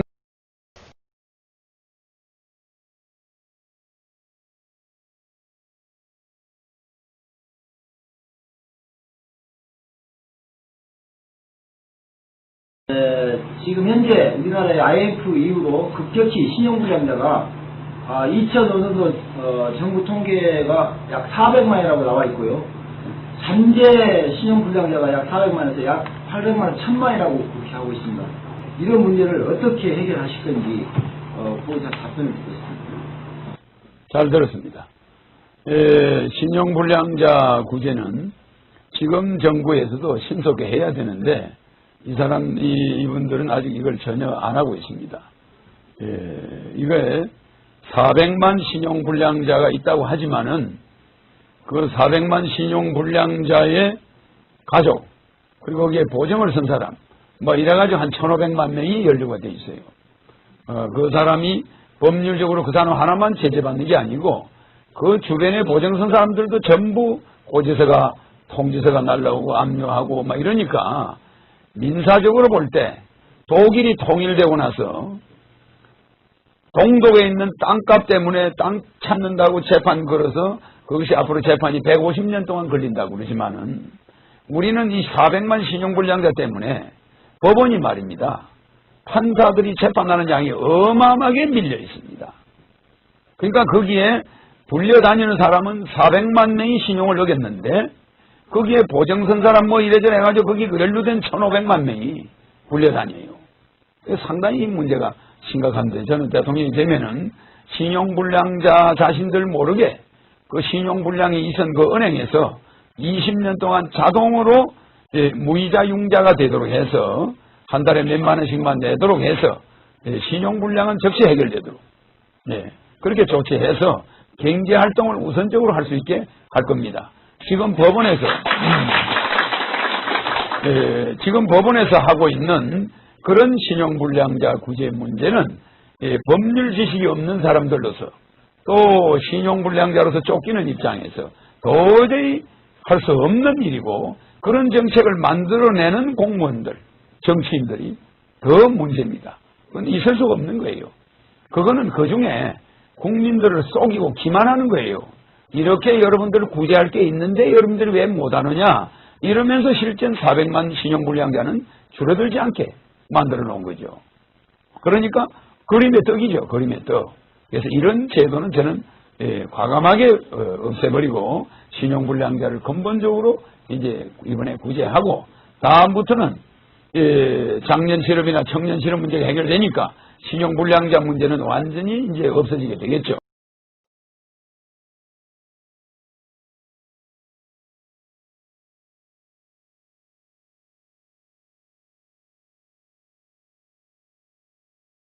자녀 이남 일녀를 두는 엄마로서요. 우리나라 교육 정책이 교육법이 정말 왔다 갔다 해갖고 저희들한테는 정말 가정 생활이 너무 어렵고 자녀들한테는 정말 스트레스 엄청나게 주고 있습니다. 교육법에 대해서는 어떻게 생각하고 계시는지 듣고 싶습니다. 감사합니다.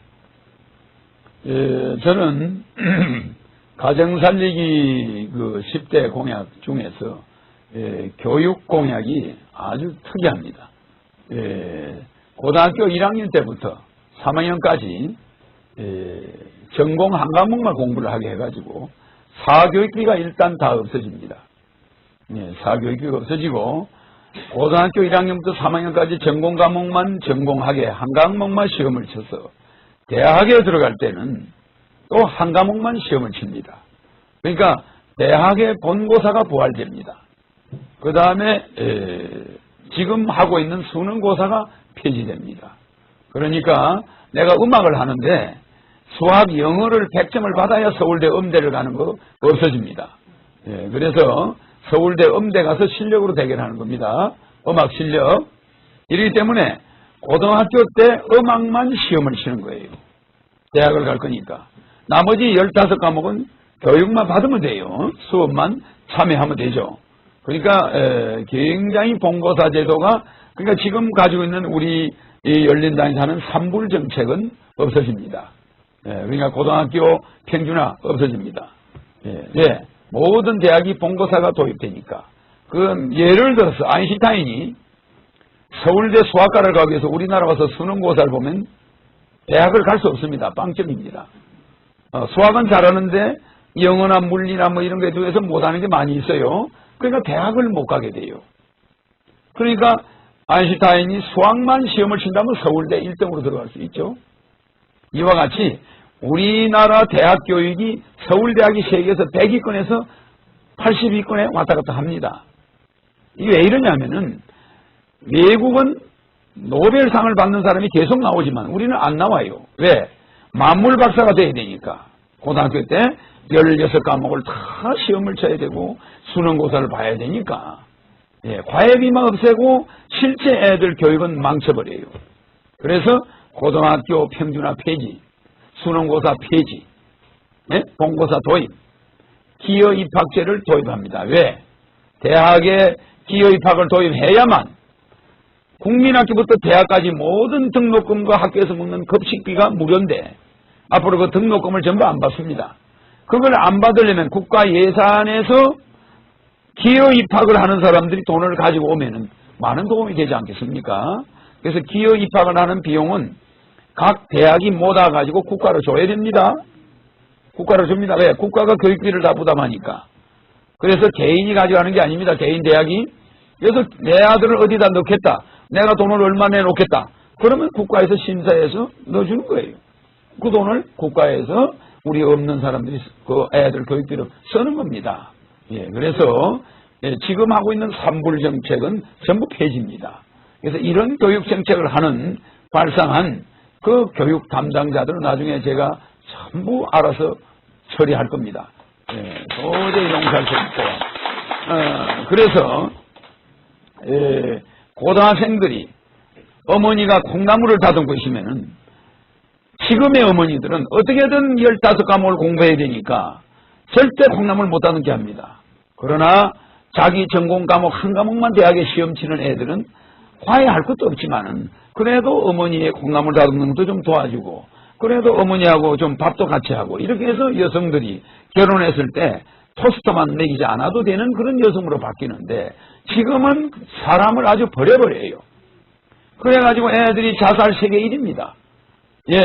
정말 아파트 시험 보고 나면 아파트 위에 올라가서 떨어져서 죽고 싶은 학생들이 많아요. 그리고 어머니들은 그 시험 점수에만 너무 연연합니다. 이러니까 이것은 참 우리가 이 교육 망국론이 확실한 거예요. 그런데다가 애들 참 국민학생, 중학생들 그 애들 말입니다. 어머니 아버지한테 막 전화가 오죠. 뭐 전화 오느냐? 왜 애가 지금 식사비를 안 보냈느냐 이거예요. 식사비를 보내라 이거예요. 그러니까 어머니 아버지들이 돈이 없는 사람들은 그 돈 그것도 제대로 못 보내는 사람들이 많이 있잖아요. 그러니까 그 학부모들의 고통 대단합니다. 그래서 애들은 누구나 그냥 학교에 가면 밥 그냥 먹어요. 학교 등록금 절대 안 냅니다. 그래서 대학까지 교육은 전부 우리 교육평등의 원칙에 헌법에 교육평등의 원칙이 있습니다. 헌법에 우리 국민은 교육을 받을 권리가 있기 때문에 교육평등의 원칙을 우리 국민은 적용된다. 이렇게 헌법에 보장되어 있어요. 그래서 나는 모든 학생이 공부하려고 하는 학생은 전부 공부할 수 있게 해줍니다. 예, 그래서 그 대학 모든 수업료를 국민학교부터 대학까지를 다 폐지하고 또 그 시험 문제가 해결이 되면서 사교육비가 세계 1위입니다. 우리 사교육비 세계, 우리가 나쁜 거 480가지 중에 사교육비 세계 1위입니다. 청소년 자살 세계 1위입니다. 예, 이게 뭡니까? 청소년 탈선 세계 1위입니다. 청소년 흡연율 세계 1위입니다. 이게 다 망국적인 15과목, 16과목 대학 수능교육, 수능제도 때문에 생긴 겁니다. 이거 폐지해야 됩니다. 이런 교육제도를 그대로 하겠다는 사람들이 있다면 나는 절대로 용서하지 않을 것입니다. 예, 교육제도는 바꿔서 선진국이 하고 있는, 미국이 하고 있는 각 고등학교 차별화. 자, 공부를 열심히 하고 싶은 사람은 공부 많이 하는 고등학교를 가. 그 다음 그냥 공부를 형식적으로 하는 사람도 있어요. 공부에 매력이 없고 만화를 그려서 세계를 제패하겠다는 사람도 있는데 왜 걔를 우리가 죽여야 됩니까? 그렇지 않습니다. 각자 소질이 있어요. 그래서 각자 소질이 있으면 그 사람을 고유하게 우리가 대우해줘야 되는데 쟤는 수능 시험이 몇 점이다. 이게 뭡니까? 인간을 무슨 점수로 그렇게 IQ 테스트 꼭 그런 걸로 우리가 IQ로만 인간을 그거 할 수는 없잖아요. 마치 수능 점수가 무슨 IQ 점수 마냥 이렇게 해가지고 해서는 안 됩니다. 자기 소질 있는 자기가 적성이 맞는 대학에 서울대가 아니라도 또 의대는 또 어느 대학이 알아주고 또 음악은 어느 대학이 알아주고 이러니까 각 지방대학이 더 잘하는 것도 있습니다. 그렇잖아요. 그러니까 각자 그 대학에 가서 자기 소질 있는 데 가서 한번 붙어보는 거예요. 거기서 떨어지면은 좀 안 좋은 대학에 가면 되는 것이고 이렇게 해서 본고사 부활해야만 우리 교육이 살아나고 예 그렇게 됩니다. 그래서 고등학교 때 서울대 영문과 가야 될 애가 공부해야 될 것이 한 10가지 됩니다.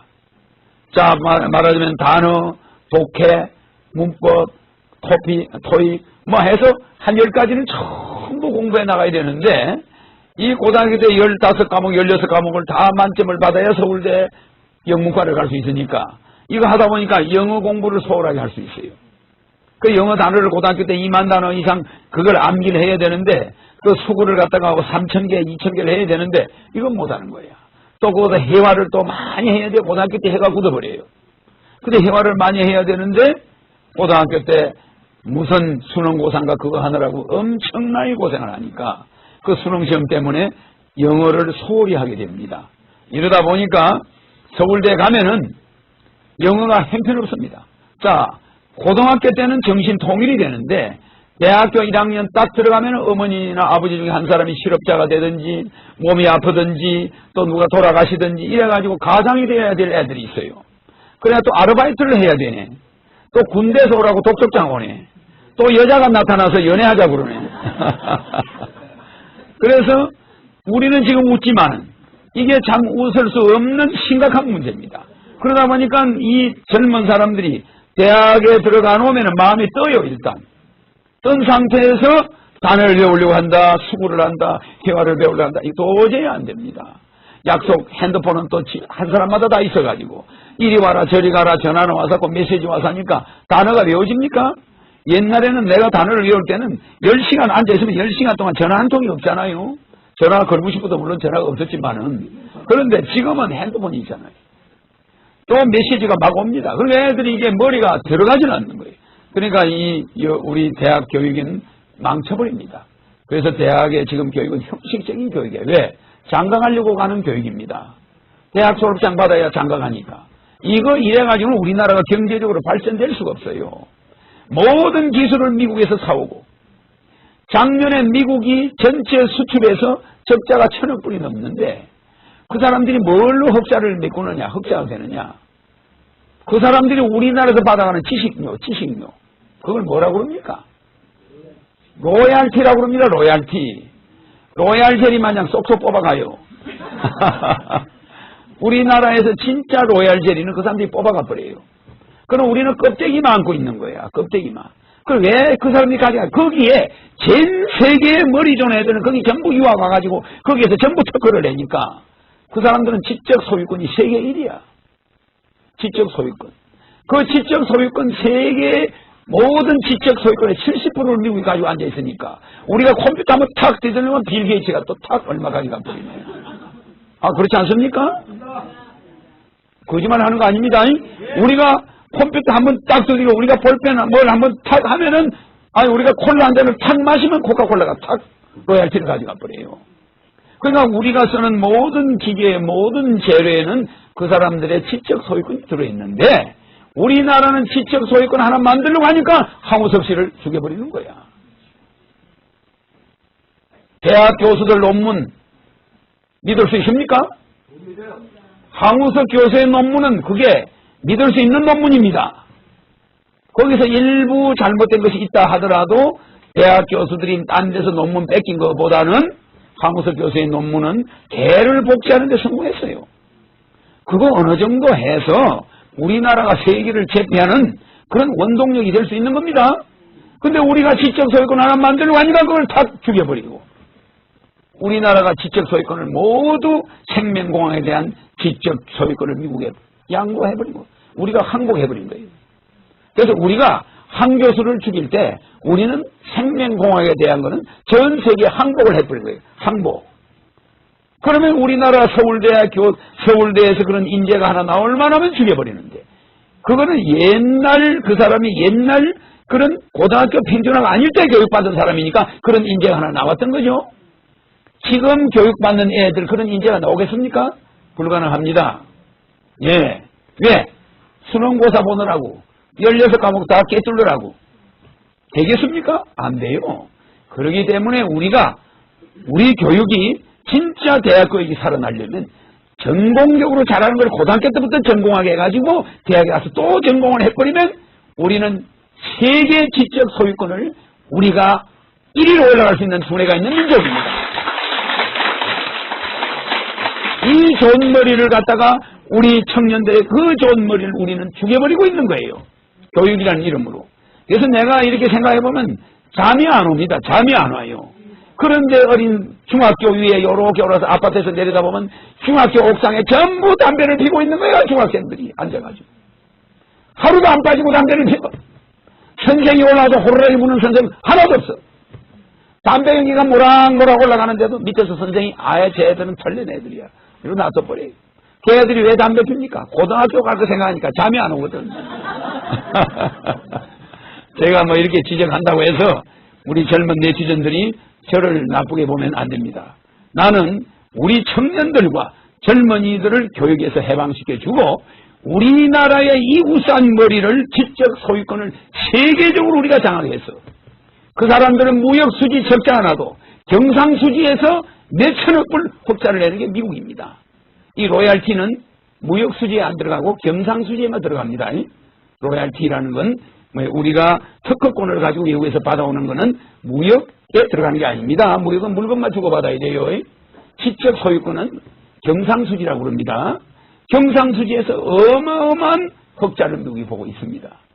그래서 중학교까지는 15과목, 16과목을 공부합니다. 그대로 하지만 고등학교 1학년부터는 과목이 자기가 대학에 가서 전공할 과목 하나를 메인 컴퓨터가 걔 부모의 원하는 거, 부모의 의견, 걔 자신의 의견, 걔 국민학교부터 중3까지의 모든 적성 테스트를 합니다. 컴퓨터가.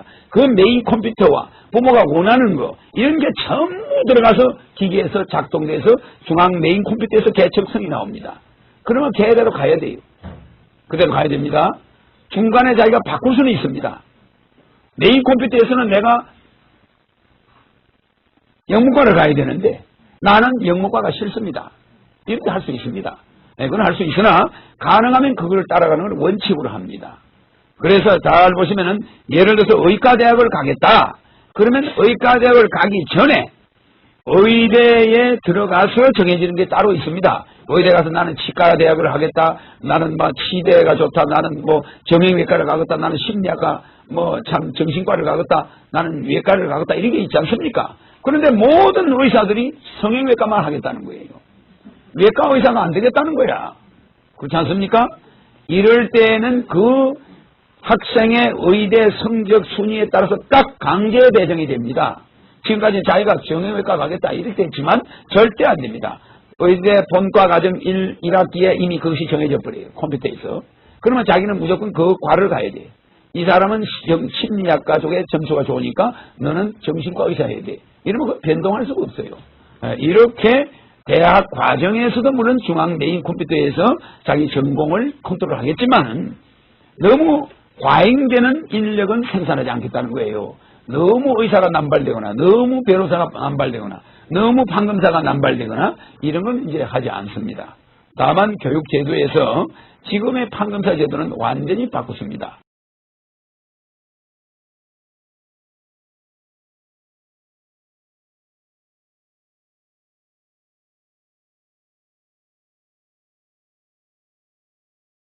서민생활과 사생활 보호를 어떻게 해결하실 건지 궁금합니다. 예, 고맙습니다. 제가 이제 대통령이 되면은 앞에서 이야기한 그런 모든 정책들에 의해서 서민과 중산층이 보호됩니다. 그러면서 우리 국민이 활기차게 돌아가요. 아주 그냥 대단히 좋아집니다. 교육제도가 바뀌니까 사교육비가 없어지죠. 또 막 우리 젊은이들을 그 바람에 우리나라 교육제도가 문제가 있으니까 외국에다 많이 빼돌려서 외국에서 나가는 돈이 1년에 또 40조 정도 나갑니다. 그러니까 우리나라 돈이 합법적으로 해외로 많이 나가요. 뭐 때문에 나가냐? 우리가 가지고 있는 교육제도가 잘못되니까 그걸 피하기 위해서 애들을 해외에다 갖다 놓고 거기다 돈을 또 주지 않을 수 없으니까 국가에서 허용해버린 겁니다. 거기다 또 우리나라가 부동산을 풀어버렸어. 외국에다 집 사고 부동산 사는 걸 허용하니까 돈이 또 빠져나갑니다. 그래서 우리나라에 부동산에 양도세가 없다 그러면 외국으로 가서 투자 안 합니다. 여기다 투자하지. 그래서 이런 전반적인 정책이 서민 생활을 보호하는데 거기서 문제가 있는 점이 또 있어요. 그래서 청소년을 보호하기 위해서 이혼을 요새 많이 합니다. 사람들이 이혼을 하거나 전과자들 많습니다. 경제사범. 그래서 우리가 세계에서 제일 고소고발을 많이 하는 민족인데 이 세계 첫 번째로 많이 하는 고소고발 이 문제를 해결하기 위해서 전과 이혼 기록은 호적에서 제외시킵니다. 앞으로 전부 제외하고 앞으로도 지난 옛날에 있던 이혼 전과 기록도 다 폐지됩니다. 다만 법원에는 기록이 남아있는데 호적을 뗄 때는 안 나와요. 안 나옵니다. 안 나오고 나중에 무슨 부부가 이혼 소송을 해가지고 거기에 위자료를 청구할 때 그 부인이었다는 기록은 있어야 되잖아요. 그렇지 않습니까? 그거는 이제 법원에서 판사가 보면 아니까 그런 거는 남아 있습니다. 그러나 호적에 봐서는 이 사람이 이혼을 했는지 안 했는지는 모르게 돼 있어요. 다만 자녀가 되실 때는 그 사람 현재 있는 부인이면 부인 이름으로 올라간 걸로 돼 있고 원 호적에는 그렇게 돼 있지만은 애들이 청소년들이 볼 때는 아주 깨끗하게 돼 있습니다. 제3자가 알지 못하게 돼 있어요. 상당히 호적 제도가 좋아집니다. 그렇게 하고 그 다음에 지금까지 전과 기록이 부모가 있으면 애들한테 안 좋아요. 또 애들이 부모의 이혼 기록이 애들한테 안 좋습니다. 그래서 우리는 청소년들을 보호해야 되겠다. 이래서 그런 걸 없애줍니다. 또 신용불량으로 인한 가정 파괴 이런 걸 또 우리가 막기 위해서 신용불량자 해결도 하지만은 가정에 압류하는 제도가 또 폐지됩니다. 그러니까 어떤 경우도 가정집에 재산을 압류할 수가 없다. 그게 이제 또 그렇게 됩니다. 그 다음에 내가 집을 하나 가지고 있는데 경매가 들어올 때 5천만 원은 가져갈 수가 없습니다. 그 집 경매 붙은 사람이 5천만 원은 보존이 돼요. 근데 경매가가 6천만 원밖에 안 나왔으면 5천만 원은 집주인이 가져가는 겁니다. 경매 붙은 사람이. 왜? 내가 어느 날 산에 갔는데 산에서 누가 밥을 해먹고 있는데 가족이 다 같이 앉아 있어요. 할머니, 할아버지, 아버지, 아들하고 다 같이 앉아서 밥을 먹고 있는데 텐트를 쳐놨어요. 그래서 이렇게 한 가족이 산에 와서 이렇게 다 있나 했더니 집이 경매가 붙어가 갈 곳이 없다는 거야. 그래가 약수터 가서 아들은 물 떠오고 거기서 엄마는 밥하고 엄마 거기서 빨래를 막 널어놓고 이래요. 그래서 내가 이렇게 보니까 참 우리나라는 기가 막힌 나라다. 그냥 압류 붙이면 몽땅 다 가져가 버려버리겠어. 그렇지 않습니까? 그런데 전세 든 사람은 보장해 줍니다. 조금 1,몇백만 원 보장해 주잖아요. 그런데 이거는 집을 가지고 있었던 사람은 애누리가 없는 거야. 그렇지 않습니까? 그래서 이런 것을 완전히 바꾸겠다. 그래서 거기에서 청소년이 많이 탈선해요. 또 집이 있던 애가 갑자기 집이 없어져가지고 아버지 어머니가 그냥 당황을 하고 어디 단칸방으로 가고 이럴 때 그 굉장히 탈선이 됩니다. 할머니는 저리 가버리고 손자는 저리 가버리고 막 이러니까. 그래 우리나라의 조선가정 할아버지 할머니가 손자를 보는 가정이 엄청나게 늘어났습니다. 몇십 배 늘어났어요. 이거는 이 우리 압류제도 때문에 그렇습니다. 예, 정말 아무리 사바다 망해도 가족을 거느리고 살 수 있는 집까지 압류하면 안 되는 겁니다. 그거는. 그래서 전세 보증금은 절대 압류 금지입니다. 예, 그래서 5천만 원까지는 전세 보증금이라 할지라도 압류가 안 돼요. 6천만 원이면 1,000만 원 압류할 수 있죠. 예, 이래서 최소한 가족을 데리고 살아갈 수 있는 공간을 확보해주고 가족과 쓰는 물건은 결혼돼 온 냉장고든 뭐든 장롱이든 테레비든 아무리 비싼 거든 아무리 싼 거든 압류가 안 됩니다. 예, 이런 제도를 바꿔서 가정을 살리고 그 다음에 고소사건이 세계에서 제일 많아요. 일본보다 151배가 많은데 이 고소보증금제를 실시합니다. 그래서 고소를 하려면 보증금을 넣어야 돼요. 그래서 그 사람이 죄가 없다 그러면 그 돈 떼이는 거예요. 알겠죠? 그래서 고소보증금제를 실시해서 우리 국민들이 가능하면 고소를 하지 않고 해결하도록 이렇게 하겠다. 그래서 고소사건이 아주 줄어듭니다. 그 다음에 범법자 교육제도가 실시돼요.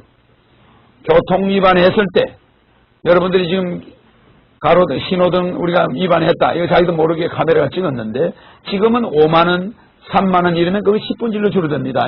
5만 원짜리는 5천 원, 3만 원짜리는 3천 원 이렇게 줄어듭니다. 그래서 가능하면 범칙금을 매기지 않도록 그래서 가능하면 교육제도로 실천합니다. 그래서 굳이 벌금을 매길 때는 지금의 10분질로 들어갑니다. 왜? 그것이 생활비에 영향을 또 줘버려요. 예, 생활비에 영향을 주기 때문에 서민을 보호해야 되겠다. 예, 그렇습니다. 서민들이 좀 빨리 가야 될 때도 있고 서민들이 바쁘잖아요. 있는 사람들은 신용 딱딱 지키면서 신호 지키면서 갑니다. 바쁠 게 없으니까. 그러나 서민들은 시간에 쫓기고 막 이러다 보니까 봉고차 가지고 먹고 살아야 되겠으니까 막 가다 지키니까 이건 배보다 배꼽이 크다 이 말이에요. 예, 그런 거 고쳐야 되겠다. 그래서 살인 등 큰 범법자 외에는 일정 기간 정신교육으로 가능하면 구속을 하지 않는 방법으로 이제 검찰을 움직이게 합니다. 그래서 웬만한 사기 뭐 이런 거는 절대 구속을 하지 않습니다. 웬만한 거는 이제 사기가 안 당해야 되겠죠. 웬만하면 구속이 안 되니까 구속은 안 됩니다. 강간, 그것도 폭행 강간 뭐 이런 것은 이제 구속이 됩니다. 그 이외의 모든 웬만한 범죄는 불구속 수사를 원칙으로 하고 가능하면은 그 사람들을 교육을 시키는 제도로. 당신은 교육 1년, 그럼 1년간 왔다 갔다 하면서 교육 받아야 돼. 그거 안 받으면 구속됩니다. 이해가시죠? 그래서 교도소에 넣지 않습니다. 그래서 교도소가 10분의 1로 줄어듭니다. 왜? 쓸데없이 그 교도소에서 인력을 낭비하고 우리가 그래 하고 있어요. 그래서 가능하면은 자기 남편이 구속됨으로 해서 가정이 파괴돼요. 그래서 가정이 파괴되지 않는 방법을 최대한 동원하겠다는 거예요. 제 공약은. 그래서 죄는 지었는데 왔다 갔다 하면서 교육을 받으면 교도소에 있는 거나 똑같습니다. 교육 날짜 딱딱 집에다 적어놓고 내가 며칠 날 가서 교육받아야 된다. 내가 이번에 언제 교육받아야 된다. 이걸 알겠죠? 교도소 안 가고 싶으면은. 근데 그 질이 나쁜 자는 그걸 안 받는 자가 있어. 그런 자는 구속입니다. 예, 구속이 되지. 그 외에는 단 그것도 확실한 사유가 있으면 구속은 안 돼요.